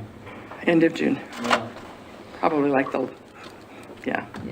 And last weekish of Yeah. June. I'm at a loss for words. No. You are not. Before you start, I would like to just answer one of Councilwoman White's questions, if that's okay, and so that the public is aware also. Your residential multifamily zoning code is sunsetting. It is gone as of September. So the only way to keep residential multifamily parcels is to have a council-initiated process whereby you decide you want to put the residential multifamily zone back in your text and back in your city code. However, that would cascade into a reopening of the comprehensive plan because it was through the Imagine Hayden process, as Donna explained, where the residential multifamily zoning option was eliminated. So it's not, it is an option to keep residential multifamily parcels only if you amend the comprehensive plan, you amend the appurtenant plans that go with that, and then you do a permanent zone text amendment in your city code. And all the costs associated with that. Okay. Correct. Just some thoughts here. And the wording, when you use the word assign, words, even what I'm saying is if, for example, as the city of Hayden pursues a solution to more appropriately zoned parcels, you take out that word assign. A word here and there, some words are inflammatory, I guess you might say. People sit and go, what? No one's going to assign, this kind of stuff going on. So maybe trying to what's the word I'm looking for? More calming verbiage in it. And as was brought up here, that it sounds like this is really in effect, for lack of a better term, a housekeeping item, as far as making sure that what's what on the map over there. Where are we going to put this parcel and that parcel? Because as I understand it, there is no there's no change in the use of it. There's apparently, if I heard it correctly, no assessment value change. As far as what they told us last year. their taxes go. And there's going to be no cost to the owner that they're going to be required to bring that into conformity. And I think those things are very important to get out, right off the bat, to kind of calm the people going, okay, it's not going to cost me anything, thank God. I'm not going to have to make any change to my house. Oh, great. And I'm for the most part going to get to keep it what I want, if I'm not mistaken. If I want it single family, then it's going to be single family. So the only case where that wouldn't be is if you're in a subdivision, for example, that is got certain, say 40% of the subdivision is got lot sizes that are smaller than R1, and the rest of the subdivision is got lot sizes meeting the R1 requirements, just for consistency's sake and to not have spot zoning, because we all would agree that's not a good thing. We would potentially propose that the subdivision would all go to mixed residential. Keeping in mind it's residential multifamily today, which if somebody wanted to redevelop, they could redevelop into single family, duplexes, triplexes, and fourplexes. Mixed residential without a conditional use permit, I might add. And mixed residential would only, if they chose to redevelop, would allow them to do single family duplexes and twin and tri townhomes or cottages. So it's on single lots. So you would But they wouldn't have to do anything, and it wouldn't change anything, but it would just recognize again their existing I condition. think that's probably very important to kind of pound that home. Listen, folks, it's not going to cost you anything. You're not going to be required to do anything. And if I'm not mistaken, at the workshop, mixed residential does not have the potential to, let's see, is less dense than multifamily possibilities. Absolutely true. Correct, yeah. Other comments from council? I have some follow-up unless somebody else who hasn't had a chance. It's all yours. So who will actually do the selection of the zoning? It's not one of us, it's all of the staff will have a part of the staff, planning and staff has taken a stab at it right now, but it'll get kind of vetted through amongst the rest of the staff and legal to make sure that our justifications are relatively sound. But each one of these parcels has some justification associated to it based on why we selected the zone that we did, based on their existing conditions. But the final approval is going to come back through Right, so planning and zoning and council. Public hearing, That's right. my question, is that Yes. we'd have the final say of that, those rezoning changes. At the time of the public hearing. At the time of public hearing, the goal would be to make sure that you know who's given consent already to what's being presented to you and where maybe there's a disagreement between the landowner and the staff going into the public hearing.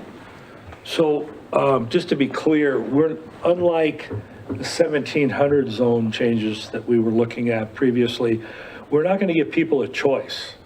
In other words, once the selection is made by staff and we approve it, it's done. We're not going to give them, you can stay in your zoning or you can go into what we're assigning you to. Is that true? They technically have a choice. When they come to public hearing, they can say, the staff would present that parcel X it's recommended that it be mixed residential, and the parcel owner could come in and let you know during the public hearing process that they don't want to be mixed residential and all the reasons why.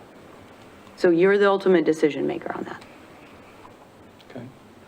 But again, the parcel, you're saying that, I want to be clear, that the parcel owner will not have an option. They will have an option will to have an argue to option you to that they do not like the assignment that the staff has given them. Okay, and will that be then part of the initial educational process, that they'll know they'll have an option? Yes, Okay, is that in our brochure?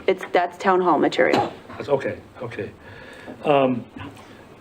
Does this affect the zone changes we're proposing to go to R1 or other? Does it affect any of the property rights of the property owners? Does it restrict or change or affect what they can do based on their current zoning and to what they would be assigned to? Essentially, yes. Everything that is an option for assignment to them is going to be less dense than they're currently allowed. That's not my question. My question is, does it affect their property rights? Potentially. As is any zone map amendment that the city would propose could affect property rights. So how, Not agreed, Fonda, that the city? You're correct. Okay. Yeah. so how do we deal with that and letting them know this zone change will affect you, like whatever it is? Are we going to do that on a case-by-case basis, or how will we do that? I think both at the town hall and on a case-by-case basis, absolutely. And when we kind of address, hopefully we'll have their consent so that they'll understand that, you know, what they're moving from and to as part of their consent. And then lastly, you mentioned that there's a number of these 404 R1 properties that are non-conforming because the lot size is too small to be R1. Is it possible to create another zone that's like an R2 or something similar, that it is just, you are under that, but it maintains that it's just residential? Or is that too complex? That would be the same analysis that we talked about before with regards to keeping the residential multifamily. You'd have to have that zone designated in your comprehensive plan, and you'd have to create zone text for that in your city ordinance. But aren't we doing that with the mixed use MU1 and one and MU2? MU2? It's In a way, different. isn't it the same thing? It's different. You designated MU1 and MU2 based on geography. So could you designate it on lot size? I don't know, we'd have to look at that. So the mixed residential is single-family residential predominantly. The only place you don't get single-family is with duplexes, which are still, in some realms, thought of as being single-family. So I'm confused as to what you would gain by creating a new zone if your mixed residential already addresses a smaller lot size. Just curious, I just don't understand the I'm thinking of the lot owner, the property owner that goes, mixed residential. Is single-family What could possibly residential. happen here, but if it's residential, I kind of know what could be done here. And it's just separating, because trying to get conformity in our zoning is what I'm looking at, but keeping it defined as a single-family residence. I think that's where his fear is, like, well, take Councilmember White, her concern was with her zoning is, what if they tore down 2 houses beside me and put up an apartment or something that could fit in there, or could meet the zoning, but the neighborhood would not want it. But if it was zoned only single-family resident, even though there was non-conforming square footage of the lot size, it would say to that homeowner, oh, I'm okay. I know it's only going to be a single-family resident. That's why I'm bringing that. So single-family residential to you is detached, all detached single-family residential. That's the way you view single-family, correct? Is that correct sentence?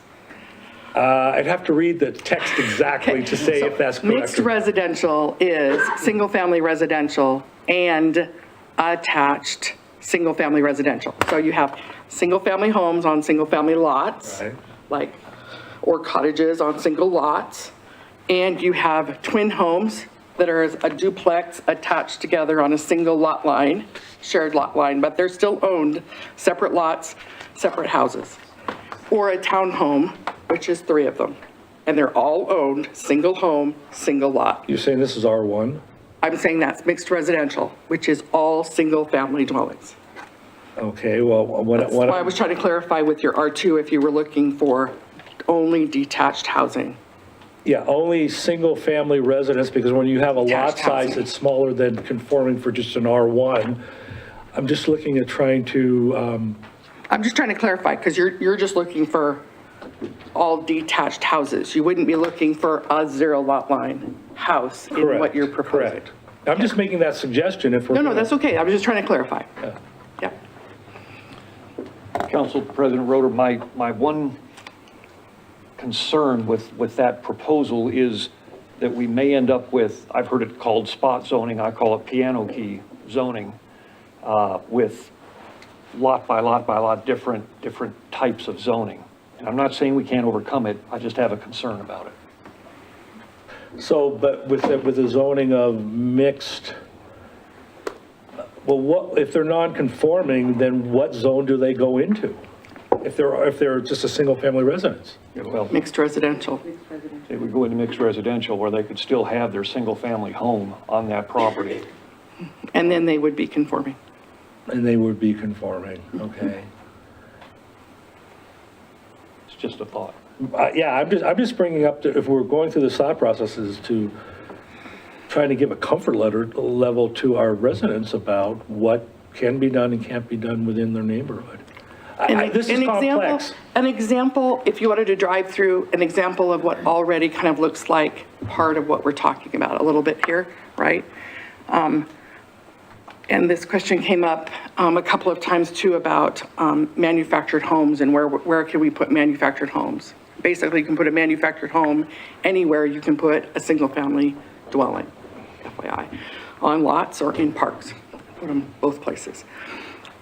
So Leisure Park has manufactured homes in Leisure Park, kind of on the southwest corner of the PUD. It has single-family residential homes that are in there. It has single-family residential on smaller lots. Their plan unit development allowed for that, but they could be in a mixed residential zone. And they have patio homes, so they were duplexes that had garages that shared a common wall on a lot line.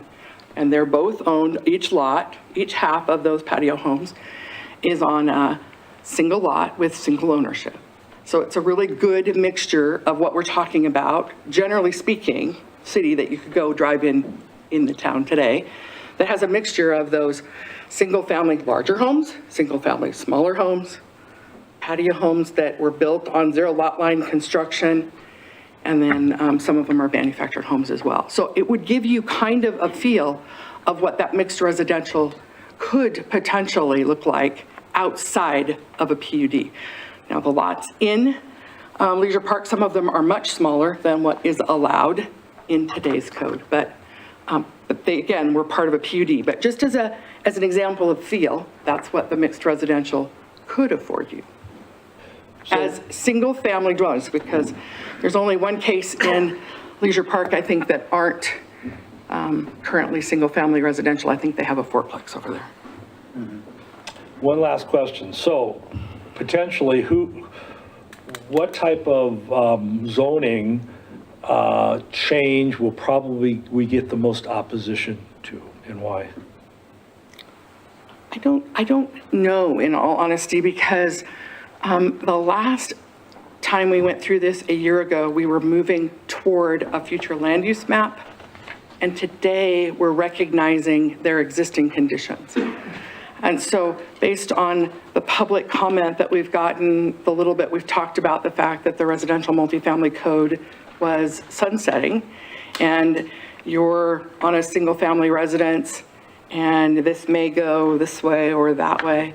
We haven't heard lots of negative comments that have come in, so I just don't know. Thank you. That's all I have, Mayor. Thanks. If I might make a suggestion here that you and Zach have heard our concerns, would it be appropriate for us to ask you to perhaps revise the material you've gotten to us based on the concerns that you've heard as much as possible? Can I request Council President Roeder, who has lived through this before, and he has a really good, he reads text very well and has a good kind of take on what he would like to see this look like. Can we email correspondence and copy Brett, correspondence this back and forth, and see if we can get a pretty close to finished product for the council to review at the next meeting? Just because of timeline, I'm worried about not being able to hit the end of June. We've got a timeline. Is council all right with that? Yeah. Councilmember White, good. I would like to get input for the rest of the council members too. I mean, if that we're going to do that, I mean, more heads the better, and that because we have different perspectives. And I know you've got an efficiency thing going here, but you know the synergy of 4 people is is much greater than me. Okay, so how do I get this to move forward fast? Why don't we have each council member send their comments for changes to Council President Roeder, and then he can kind of pull it all together and send the proposal back to Donna? It would either be that, or I was just, gonna mark this up very little, scratch that word assign out maybe, and, I think that might help just to make those hopefully minimal changes, and then present them to planning, either way, however the traffic needs to flow. Whatever you guys want to do, I'm just trying to get a path forward. Maybe get a roundabout where it ends up at that road. If I may just chime in as well, maybe a suggestion along those lines, Councilmember DePriest, because I think I have a sense of what the council is looking for, and just running through the brochure really quickly. So rewording the first bit of text to change the language, remove the word assign. That needs to happen. There was some input about new questions that could be asked and answered. One of those was identified as, will the owners have an option to contest the initial assigned zone based on staff's analysis? The answer is yes at the public hearing, which ultimately would lead to a final decision by the council. So that's one question that I heard. The other is more information on the residential multifamily zones. Councilmember White suggested that we include a link to more information. We can easily link to the very code section that contains the residential multifamily standards, and people can go into as great of detail as they would like, and they can call us if they have questions about those standards. They're written pretty clearly, so I think that would provide a useful resource. The other thing that I heard was let me see here. There were some questions about potentially another zone, depending on the direction that goes, that could affect this. But initially, I think those were the main things. If there's anything else the other thing that was mentioned was how do we know what zone we're in now? So maybe a link to the zone map. Those are the main things that I've heard. Is there anything else that I might have missed? Because I'm trying to boil down some of this feedback so that we can make these changes. And I see Yes, Councilmember Ms. White, go ahead. Yes, I was wondering, is mixed use also one of the options? I don't see it in the blue box there. It would be a case-by-case basis because there would be certain parcels that may have existing conditions that would only fit in the mixed-use zone. But the vast majority of parcels would be these, well, the two zoning designations that were identified. We can certainly add mixed use. One of the questions in the FAQs was a little bit directed towards that when it says, if I have a development process that is underway, how will this affect the project? That could potentially be expanded to maybe include a sentence along the lines of, there may be exceptions to the majority of changes that are going to be made based on existing conditions.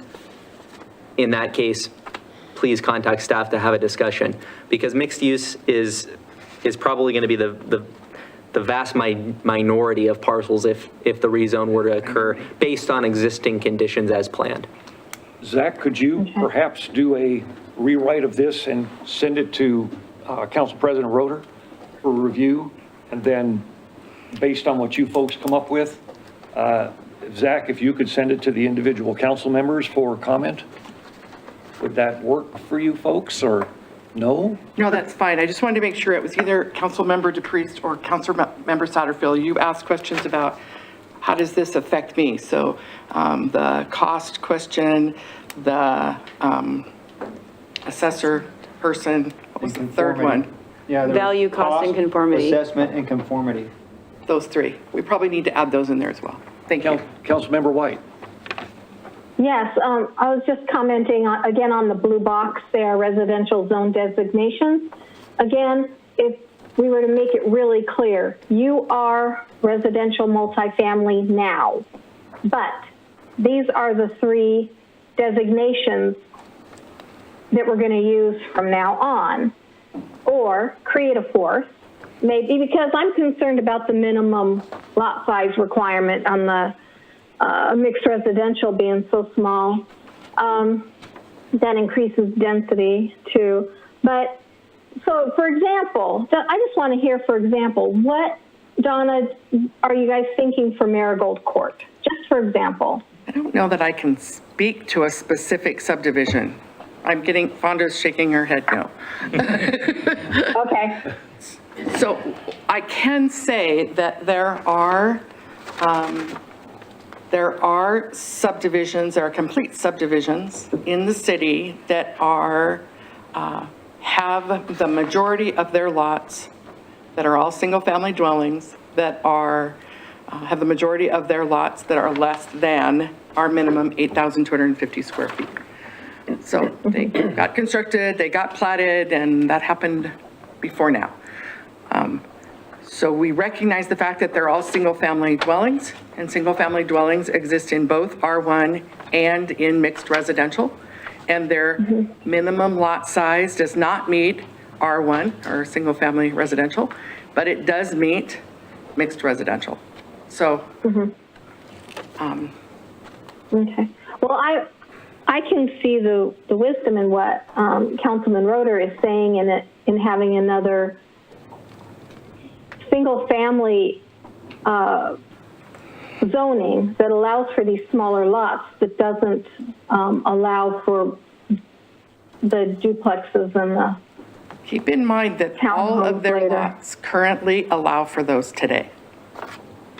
Even single-family residential?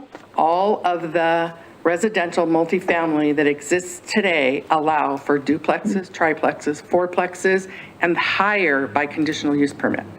So the movement from that residential multifamily that exists today to a mixed residential is a swap for swap even, except that it no longer allows for any dwellings that are larger than a tri-townhome, single-family dwelling on a single lot. I think we're hung up in mixed residential as being something other than single-family, because Correct. that's what it is, single-family. But differing types, meaning that it's attached and detached. All single-family. Have we got a course of action laid out then? I got one more question, Donna. You know, as soon as we all head home tonight, I'm going to think of something. Cool. Can you just give us a deadline? Because I know you want to schedule, you know, some stuff. Can you give us a deadline when you want any additional comments? May 31st. Okay, thank you. That was generous. I was going to say Friday. Actually, Friday may work better, based on the timeframes you guys are working. I was being generous. You were. Okay. Okay. Discussion finished? All right, we'll move on to the next action item. The approval of the Lakes Highway District Facility Purchase Agreement. Do we have someone from staff that could address that for us? Both go.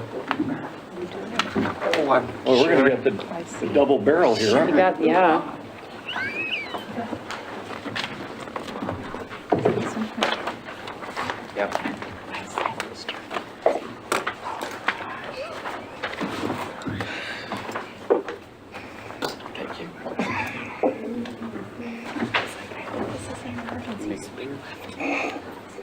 You want to start the slideshow? Yeah.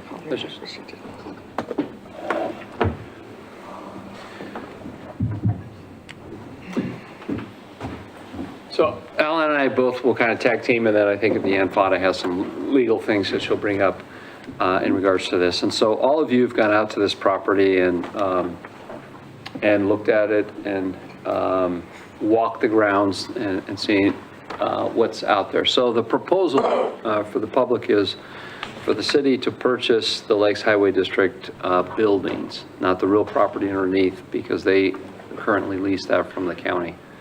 And the idea would be to consolidate our parks facility and our streets facility to one facility. And I wanted Alan to talk about, so it's Alan's, both of those divisions are under his department. Maybe talk about what that would mean to you guys. So I think most of the council knows this. I don't know how much of the city members know, but our street department is back behind here, and it's in an older facility that we've really outgrown. We don't have enough room really for storage of our equipment out of the snow. We have storage issues. We have operational issues. We don't have room for like de-icing fluids. We don't have a place for fueling. We don't have a lot of things.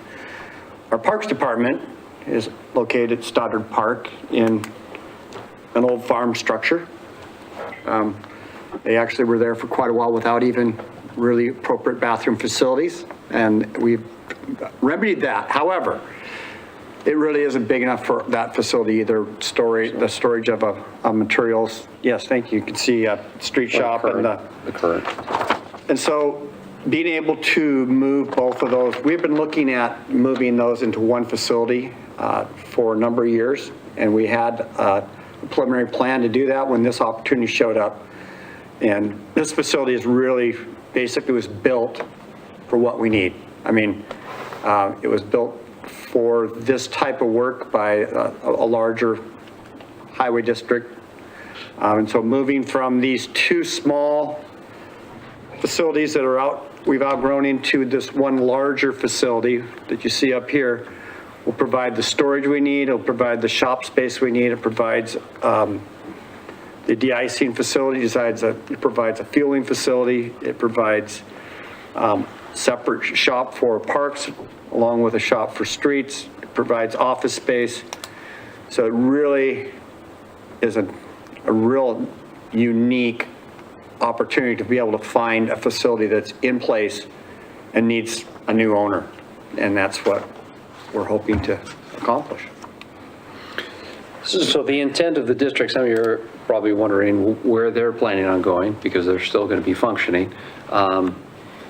The center of their operations have moved north, and they received some property from the state there by the new intersection of Highway 53 and 95.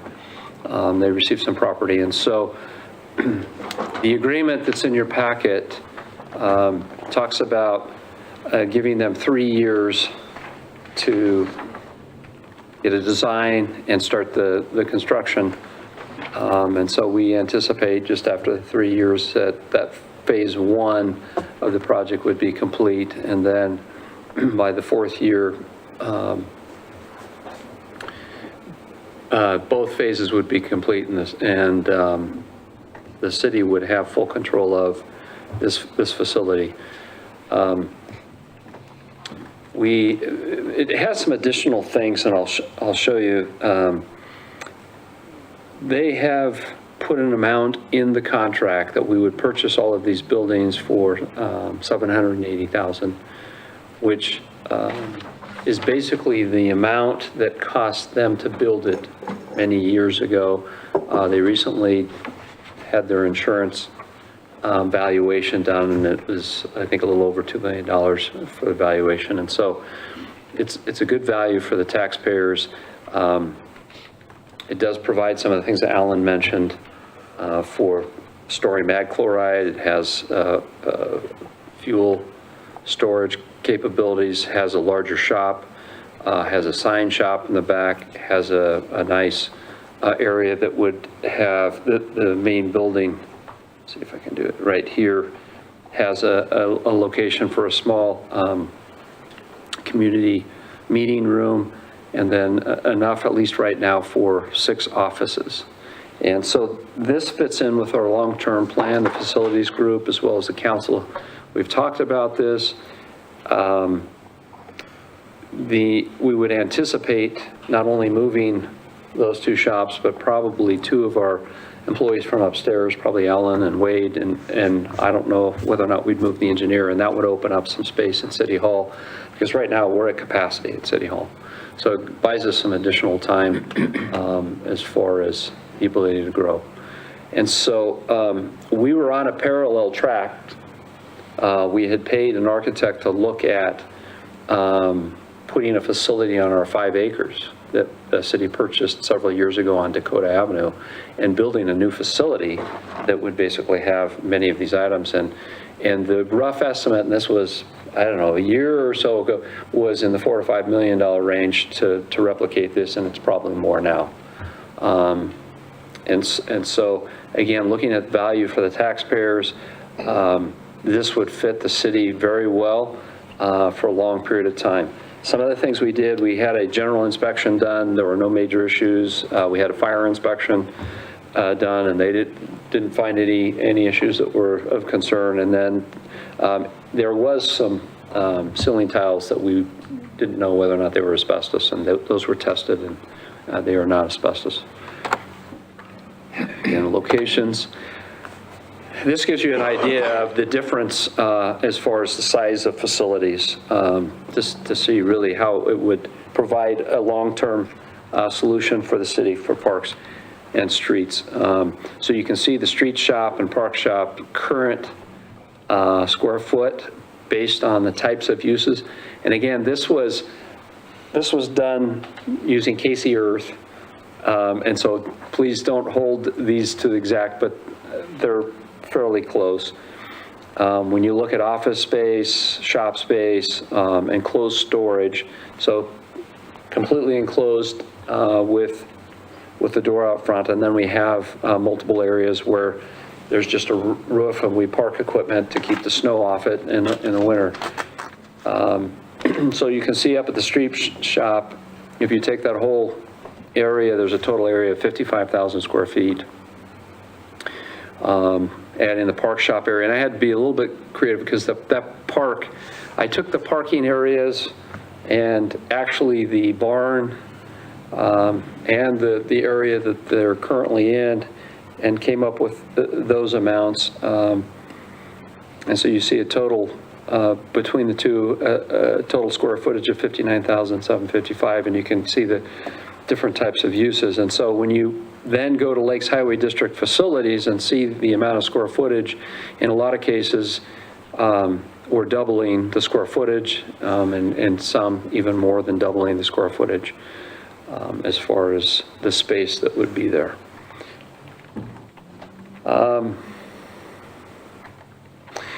At the the main building at Lakes Highway District, there is a basement area that is a good area for storage. I don't know if you all went in there. The first tour, we went downstairs and we saw that storage area. And so I added that as part of a storage area, but it's not part of the total area. And again, what it's based on. So current costs for those buildings, in electricity and utilities, and what we're paying for the Parks building, the street building, and then we got the information from Lakes Highway District on what they're currently paying for their utilities. And so we got an annual cost of their utilities of about $17,000 compared with what we're currently paying at about $13,000. The annual lease part of this is, again, the purchase of the $780,000 is for the buildings and infrastructure. The underlying real property is not included, and so as part of that, we would have an annual lease payment. And I put $27,000 right now in their agreement. It's $24,000, but it escalates, and I believe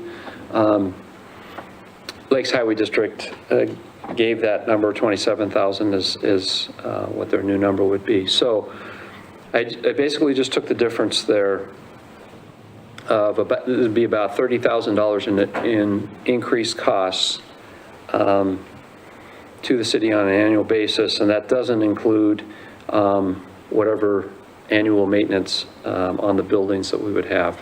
There will be some of that. The last slide, just some pros and cons of the purchase. If you look at, the needs for the city long-term, this accomplishes quite a few things. It adds that wash bay, larger shop, fueling, snow plowing tanks, and more space. A lot more parking that we can get out there. It combines streets and parks. I think there's some good things by having the department head out there together with the folks that are in those divisions. There's some efficiencies that can happen there. I mentioned again the huge cost savings for the taxpayers by not building a brand new facility, but utilizing something that the taxpayers have already paid for. And this year we actually budgeted, so we have the money. In the agreement, it says we have to pay we have to pay half of the $780,000 within 12 months of signing the agreement. And we did budget $400,000 to design the new facility if we were to get there on the Dakota property. And so we can use that budget item to pay our half for this year and then budget the other half in our upcoming budget.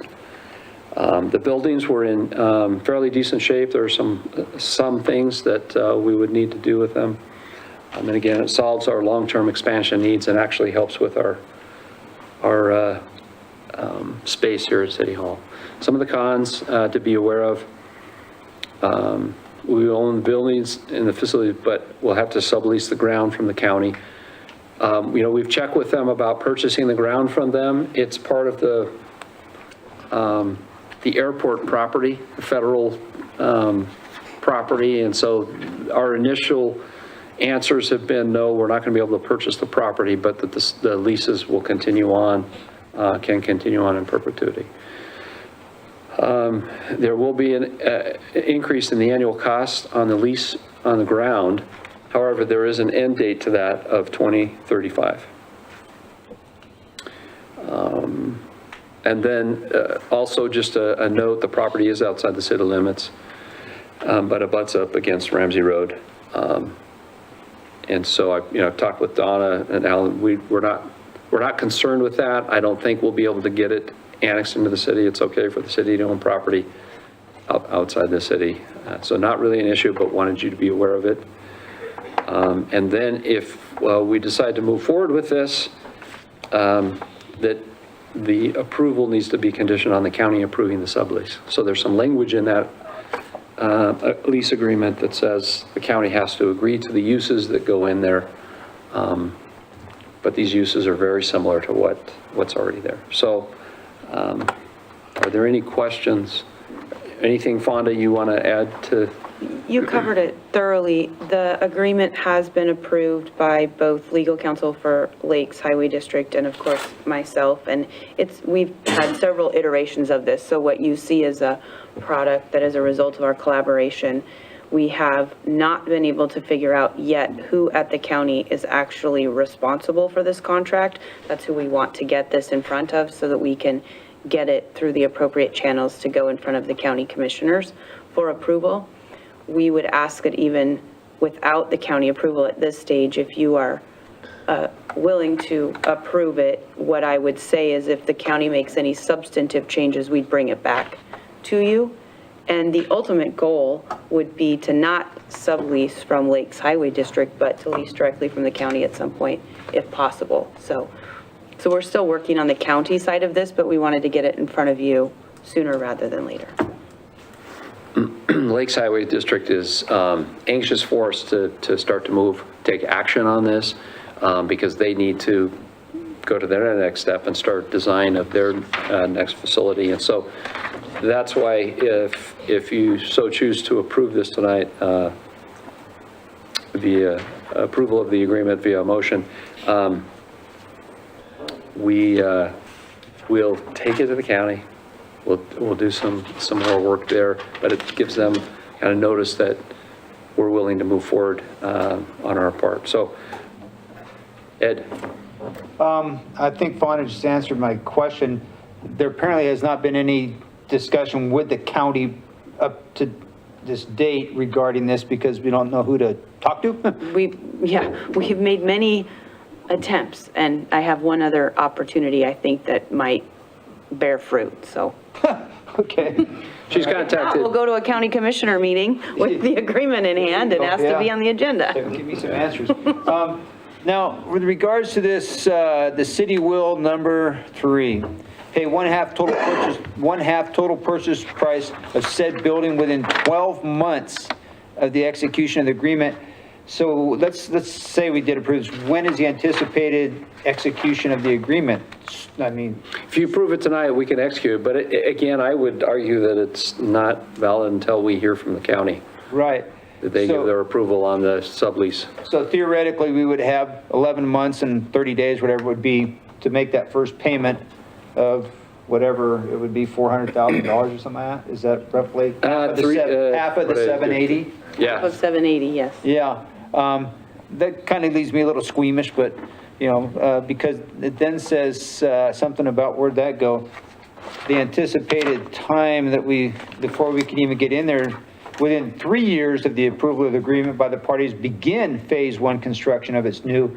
So what would the possible anticipated time be that we would be able to get?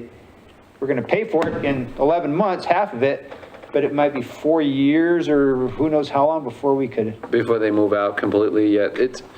It's between that 3 and 4 year mark that. We would move in 3 years. They may still need some use of some parts of the facility, like maybe we need to share the de-icing facility because they've got to build.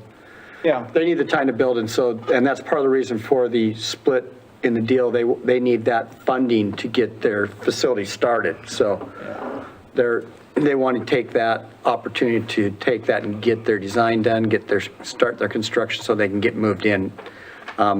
They originally were talking 2 years. They started getting a little nervous, but they really want to be out like as soon as possible. And this money, this one half, you say is already budgeted, it's just sitting there? Well, it's budgeted for the purpose of work on this Public Works facility. And so, In lieu of that, yeah, so what I would suggest is if we get approval that we can hold the money until towards the end of this budget year, and then pay that first half and make sure everything's all set. So we wouldn't pay it, but it'd be towards the end of September, what I would suggest. And that amount, I would say, is budgeted for this year, and then we would budget the next half in the process that we're going to be going over through the here soon. time between the next 3 years when we will eventually owe it.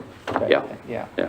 So Whenever my main thing is, we're just shifting the funds from what the design of what we had thought we were going to do into this new structure, because we're now not going to have to worry about the design and what that original 400,000 was budgeted for. Is that correct? Yeah. Yeah, we wouldn't spend that 400,000 on the 5-acre and doing the facility there. We would spend it on this facility. Right, okay, so it's just. We're switching tracks, yeah. All right, thank you. Council President Roder, questions? Yeah, thank you. I'm looking on page 2 of the contract in the third paragraph down. I'd just like to get an explanation. I'm a little confused by, it says, whereas the lease addendum executed April 20th, 2015 provides in section 4 that Kootenai County will make a rent payment for the district's 4 boat ramp properties in the same and equal amount as the district is required to pay Kootenai County as rent for the property. I don't know what that means. Can somebody? You don't have a copy of it? Is that, want me to? You go ahead.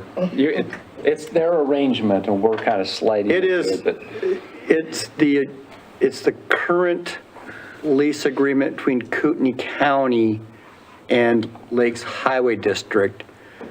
And so we're taking over, we're subleasing it, but that lease, this still holds that, so the county still owes Lakes Highway District money because they leased land from Lakes Highway District for boat ramps and for their boat facilities. And so they wanted to get that memorialized in here so that doesn't go away, so that as part of this sublease, the county still has to stay in that lease agreement with Lakes Highway District. Bottom line, if I may ask this, it's not going to cost us any more to deal with this. Is that correct? We're not paying the district or the county because of this paragraph, any additional amount? Correct. Okay, that's all I need to know. It's a 3-party agreement, and so there are some obligations between the other 2 parties that we're not a part of. Okay, page 3, first paragraph, district will remove from the administration building, meeting facility, maintenance shop, and fueling station, and discontinue use of the facilities.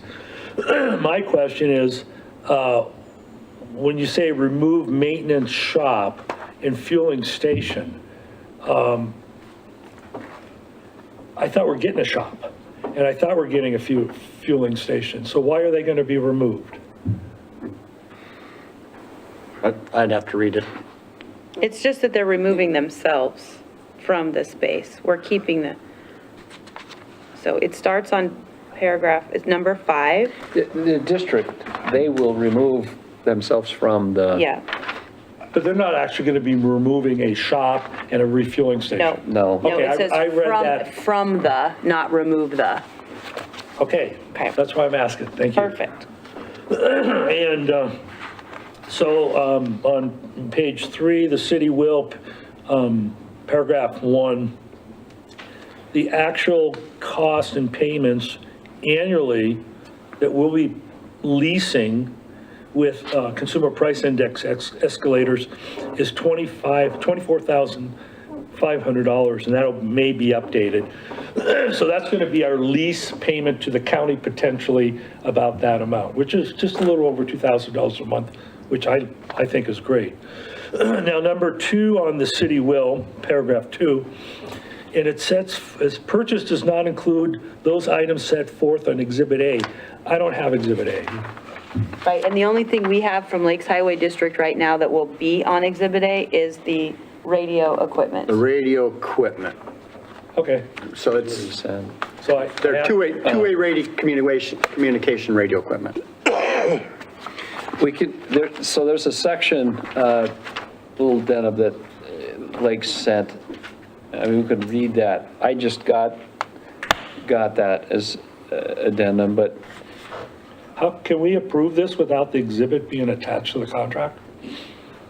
You can choose not to if you wish. I am telling you right now, because we just asked them that same question, what do you want to have included on Exhibit A? And the only thing they identified was the two-way radio equipment. Okay, so in our motion, we would include that, and that will cover it. And if that substantively changes, we'll bring it back to you for approval. Great. Other question. Since the project is outside the city of Hayden, does that impact ICRIM's coverage of the facility or employees because it's not within the city? And the second question to that, does it affect our grants because the facility is outside the city in any way? It's a great question. It will not impact your ICRIM coverage. I can't answer the grants question. I don't know what grants it would. I don't know, I'm just. I mean, because we wouldn't be applying for any grants for this facility, so I don't know how. Your cities are allowed to own property outside of the city limits, so. But if you want some more research done on whether it would impact any grants? I think the process, I mean, the fact that we own the buildings, and if there was something related to that, a grant we were going to, I think what they'd ask for is, you know, show that we have the ownership, and then that we have this lease agreement that goes on this length of period of time, that I think they would probably accept that, but I can't answer that either. That's kind of It would depend on the grant, and so it would be grant specific, I think, and it would have to. So a better question would be, we are not applying for any grants in this transaction, so therefore it should not be a factor as far as you know. I can't see how it could be. No, we're not. The plan was to use some of our one-time money to purchase this. And we're not purchasing the real property. I think that's also part of it. Right, we're not. And then just a question, whether or not, this may be a question for the Facilities Committee, which Councilmember Satterfield and I sit on, but are we considering selling the Dakota property? Because that was the 5 acres that we were looking to put the facility on that would have cost $4 to $5 million. Are we looking at selling that to help pay for this new facility? That has not been discussed. But it's a possibility. It's a possibility. That would be a council decision. It's always hard, once you have property and the city has it, it's always a good idea to hold on to the property you have as you grow. I mean, there could be some reasons to do it, to fund something, or we really determine that it's just not needed. I know in the future, I mean, we talked about maybe having that as a place where they can store their piles of sand and some other things. So that decision has not been made. It's an asset of the city. If the city council decides they want to sell that, we can. And I think that's a good discussion for that facilities subgroup, and then some recommendations could be made and then brought up to the full council. Brett, off the top of your head, do you know a value on that property, just roughly? 5 acres. Well, the 5 acres on the corner that was just. I don't, but I know that we have land that we're buying right away, and it would put that probably in the $500,000 to $500,000+, roughly.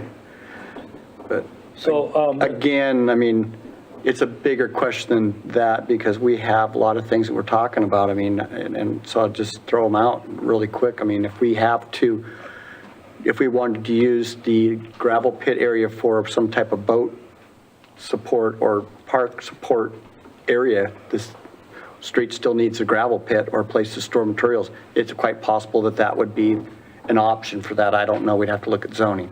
And it's like a beach park up on. So I'm just saying that, I think that's why I'm saying it hasn't been discussed, but if it's going to be discussed, it needs to be looked at holistically, right? And so I want to go back to a point that Councilmember DePriest brought up about we had a dollar amount, about $400,000 for design architectural fees for a new facility. Has that $400,000, if I've got the number correct, has that been budgeted in for this current year, or is that to be proposed for next year? That's budgeted in this current year. So in other It words, will end at the end of we September. could use that money right now if need be. That's right. That's what I was proposing, but I would hold it until we hear from the county, and then towards the end of the budget year, make sure everything's set, and that's, in 4 months, then we could pay half of using that money. So that's really critical, that we have the half in hand right now that we can move forward with. And you don't have to move it around in the budget. It's already budgeted It's in the right right there. place. That's all I have. Thank you Good so there, much yeah. for the clarifications. Councilmember Satterfield. Just some comments. I was an operations director for many years. I had probably $20 million worth of equipment that I was responsible for. And, in my mind, this is a once-in-a-lifetime opportunity. The property we have on Dakota, I don't know where in the heck we'd ever get $4 to $5 million to build one. And just some examples, just your wash bay, the regulatory things you have to go through to build a wash bay is, I built one. I don't ever want to do it again. It gives you an option for that property. We could sell it. There's been people that have approached us to build things, athletic center or something on it at one time, but it gives us options. And I think some of the things that Brett didn't bring up is there's some savings, more savings associated with this. And consolidation of two departments just makes things work so much nicer, so much smoother, because they can help each other via equipment, personnel, maintenance, the whole shebang. And that means savings of money. But it also means that they're going to take better care of their equipment because they have the proper facilities and the proper way to take care of equipment. And if you go look at what they have over here, God bless them, because they're doing a heck of a job with very little. And another thing, that noise, over here, backup alarms, starting up equipment at 2, 3 in the morning, the snowplow and stuff. Neighbors aren't happy. They're used to that out there, and you're not affecting a lot of neighbors and stuff. So I'm in full support of this, because I just don't see where we'd ever get a better deal. Thank you. Councilmember White. Yes, I just, for the sake of people online who may not be able to look at the notes right now, could we clarify who the owner of the property is and what's the rate of the rental agreement, and will it go up? The county owns the property currently, and Lakes Highway District leases the property from the county. In that lease agreement, which we would be a subleasee, leaseor, in the agreement, it's $24,000 or something right now. Lakes Highway District told me to put in $27,000. I think that's what it was going to for the next year. That we would be assuming that annual fee, and it has attached to it that cost of living would be attached to it each year. Consumer price. Consumer Price Index, CPI. And so, yes, it will go up with time. Now, anyways, I'll be accounting. I think that answered your 2 questions. Yes, thank you very much. That does. One more question. Are we going to have a contest to name the facility? I've been calling it the man cave, but I think it needs something more dignified. We sometimes have female employees, so we got to be careful. Okay, thank you. Do we have any further discussion? That's all. With council? That's all. Thank you, Councilmember White. Do we have any further discussion? I'd like to make a motion, Mayor, if I may. You may. My motion is that we approve the Lakes Highway District Facilities Purchase Agreement. Do I have a second? Second. Subject to Exhibit A, do we need to add that in? Yeah. Yeah, with Exhibit A, I'll amend my motion that Exhibit A includes, which is not attached to our agreement, but we know that it only excludes communications equipment, specifically radios. And if that changes, we'll bring it back to you. And if that changes, we'll bring it back to you. That's my amended motion, please. Okay. And I still second. And we still have a second. All right. Any further discussion? May I have a roll call vote, please? Councilmember DePriest? Yes. Councilmember White? Yes. Councilmember Satterfield? Yes. And Council President Roder? Yes. Excellent. That is an amazing piece of ground for It our is. city. That's just wonderful. We come to the point of report. It's your turn again. Mayor, City can I Administrator. make a suggestion? Can we take a really quick, like, 3-minute, 5-minute break? Is that possible? We can. Mine will only be probably 3 minutes well, it depends on how long you guys. Okay, Would that be all right? we'll take a 3-minute Yeah, break. all right, sorry, but That's all right. nature calls. Sorry.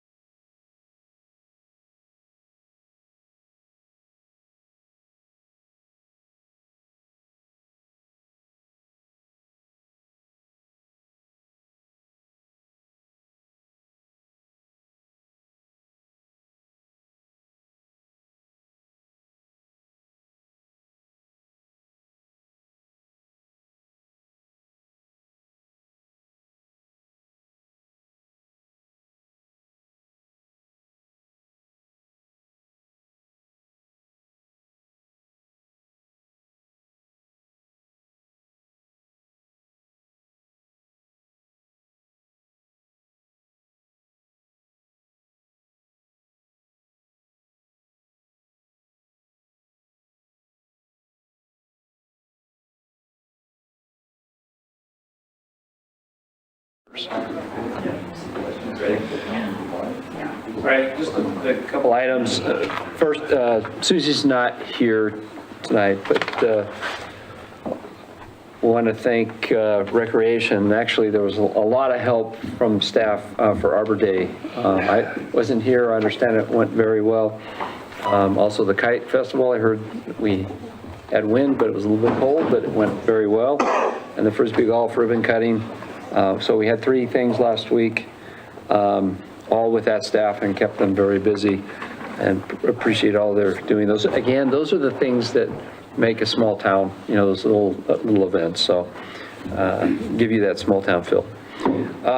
Coming up next Monday is Memorial Day, so the offices will be closed. The city always does a great job with Memorial Day and Veterans Day, and so down at Honeysuckle Beach at 9 a.m. they do the bell ringing and the submarine count, and then back here at 11 o'clock, just back here with the stage, we'll have a program.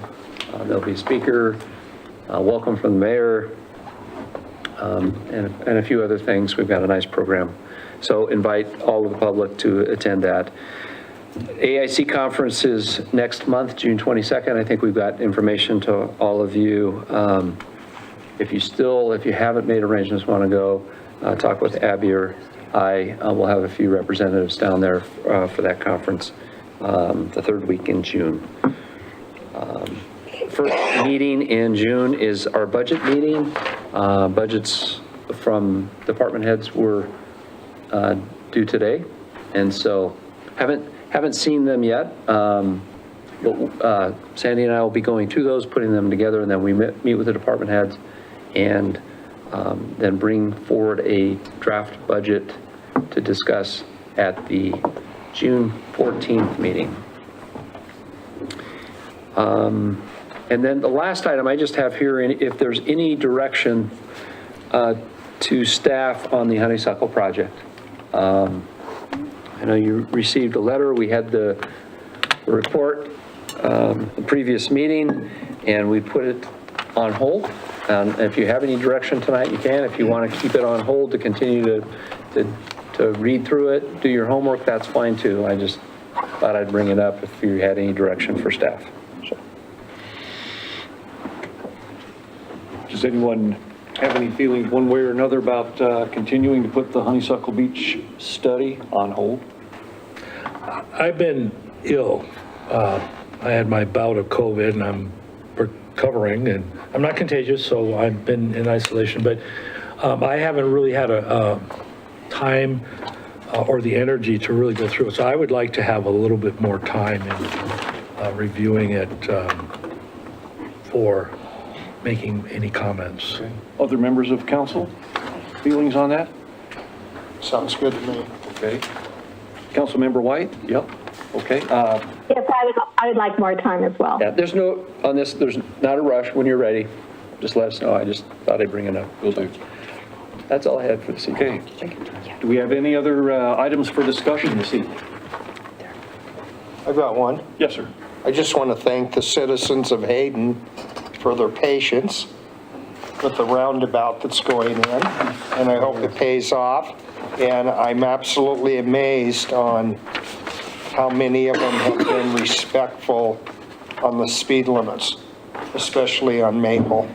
And, you know, let's give some kudos to Alan over there too. Absolutely. He's been running a darn good project down there, so kudos to him as well. Yep, for sure. And what do we got, a month? Some commitment over there. Yeah. Yeah. I'm afraid to talk. I know. The only thing I would like to add is I would like to thank all members of council for their commitment to move forward tonight. I think that's great. Do I have, yes, sir. Yeah, one or two things here that, you know, I like to use this time to just bring ideas up, make you think about things. I know Coeur d'Alene's going through an issue right now with regards to public's, you know, comment and things like that. And don't get me wrong, I'm all for anybody from anywhere. I don't care if you live in Sandpoint or whatever it is, or Timbuktu, coming up and expressing yourself. But one thing I do think that, and we're seeing it, I think, all over, is people accurately identifying themselves as to where they live. And maybe we could think about requiring voter registration address, something like that, to determine whether they are, not to determine, but just to identify themselves as Hayden voters or from wherever. But again, this has nothing to do with, preventing anybody to speak, but I just think there's a lot of people commenting on a lot of things, and when in fact they really don't even vote in the city. I'm glad to see that we're going to be getting, I'm guessing, monthly HURA reports. Is that the plan? Yeah, HURA asked to have the second meeting of every month to come do a short 5-minute report on what they're doing. Okay. I know the idea was brought up here, but I had a conversation with a member of HURA with regards to they are, at least the information I was giving, actively, I guess maybe, or want to participate in the funding of the roundabouts as it may apply to property that is in the district. And so I think that that's something that we really need to pursue with regards to them. And I think I had a constituent ask, but I believe we already get it for monthly report on building, how many, what type. Don't we already get that? Yes. Yeah. That's in that monthly report I send you. So we're good with that. So Donna does a nice job. yeah. So thank you. Yeah. Just as an add-on with the HURA meeting, they have requested to have a joint meeting with the council. We were trying to get through everything the last while, and so we were, Rob's not here, so I wasn't able to chat with him, but perhaps in June set up a joint meeting with HURA, maybe on their meeting day, and just to kind of hear from them what they're thinking, what they're doing. So, thank you. With no further discussion? I'd like to, if I may, I want to bring up a subject that is regarding the comprehensive plan. Don't get too winged out. I'm going to ask a question about this, but the comprehensive plan was something that I was part of. It was a lot of information. We had a consultant, we had engineers, we had a lot of input and a lot of expense. One of the things that kind of came out to me here recently as I reviewed the comprehensive plan was, I was looking on page 57, and it has to do with sewer service. In the last paragraph, it says, the evaluation provides the information needed to prioritize system improvements, and this is the key part, and inform the financial plan to provide funding for these improvements. My question is, what's the financial plan? I mean, and correct me if I'm wrong, but I've gone through the comp plan and I cannot find a financial plan in general and how we're going to pay for growth. Let me couple this with a statement in the appendix C, page 14, and it's under growth. And the comment that really stood out to me, it says, citizens unanimously agree that they like growth, but that it needs to pay for itself. So where I'm going with this is that I would like to amend the comprehensive plan to include a financial plan. What we have is we've got most business plans, and I've had to put pro formas together in cash flow analysis for a corporation that I own way back when, is to, any good business plan has a financial aspect of it.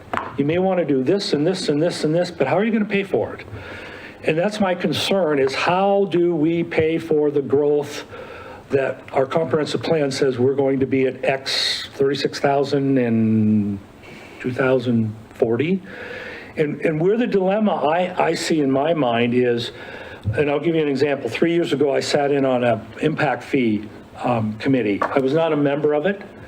And at that point, the circulation impact fee was at $1,600. That's how much a a builder, developer, or property owner will pay $1,600, and then there was also a parks impact fee and the public safety impact fee. But my main concern, priority is the circulation, because it has to do with traffic and construction of our roads to make it so that it's less burdensome on our citizens. But at that time, it was $1,600, and our consultant at that time that the city hired, Connie Kruger, who used to run our community development department, she suggested we go from $1,600 to $3,200, doubling it.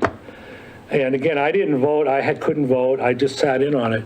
And one of the comments by one of the members of that committee said, well, if you double that to $3,200, you will shut the building down in Hayden. That was 3 years ago. Currently, our impact fee for roads is about $1,800. So in 3 years, it moved up $200. And in my opinion, that is way too low to try to fix some of the problems we have. So this goes to, let's couple the one way that we can collect money for impact our city based on growth. The other part is citizens and their property taxes could increase. Where are we going to get the money is the question. Do we increase impact fees? Well, there's a real roadblock in increasing those from certain individuals that are involved with the city. And then we have the taxpayers that are saying, we don't want to pay any more taxes so more people can move here to pay for the growth. But what we have is and I'll read it again, citizens unanimously agree that they like growth, and I'm not opposed to growth, but it needs to pay for itself. So if that's what the comprehensive plan says, why don't we have a financial aspect of the comp plan that tells us how to get there? Because without a financial plan, you can't, I don't care, you could design, well, let's build an Empire State Building. Well, that sounds really good, but how are you going to pay for it? We have Hayden Canyon. I'm not going to pick on Hayden Canyon, but it's it is the largest development that Hayden has ever had. 1,500 homes, which will bring in 4,500 people. What is the impact on the city? That $1,600 per lot, how is that going to pay for the impact of increasing our population by about 33% to 40%? Just one development. So without a financial plan and our comprehensive plan, my proposal is that we look at adding to or amending our comprehensive plan to put a financial aspect in to figure out how do we pay for the growth. And that's all I have, Mayor. Thank you.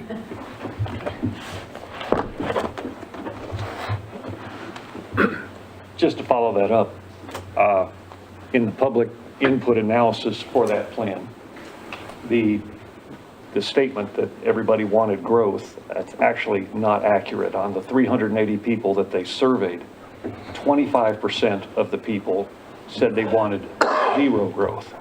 Now, we're not advocating zero growth, but 25% advocated zero growth. And on that 350 or so people that answered the questionnaire, virtually a third of them did not even live in Hayden. Just a little more information for you. That's all I have. Anyone else? May I have a motion to adjourn? So moved. All right. Thank you for hanging with us, Councilmember White. We appreciate it. Thank you. Good to be here. Hey, how are you doing?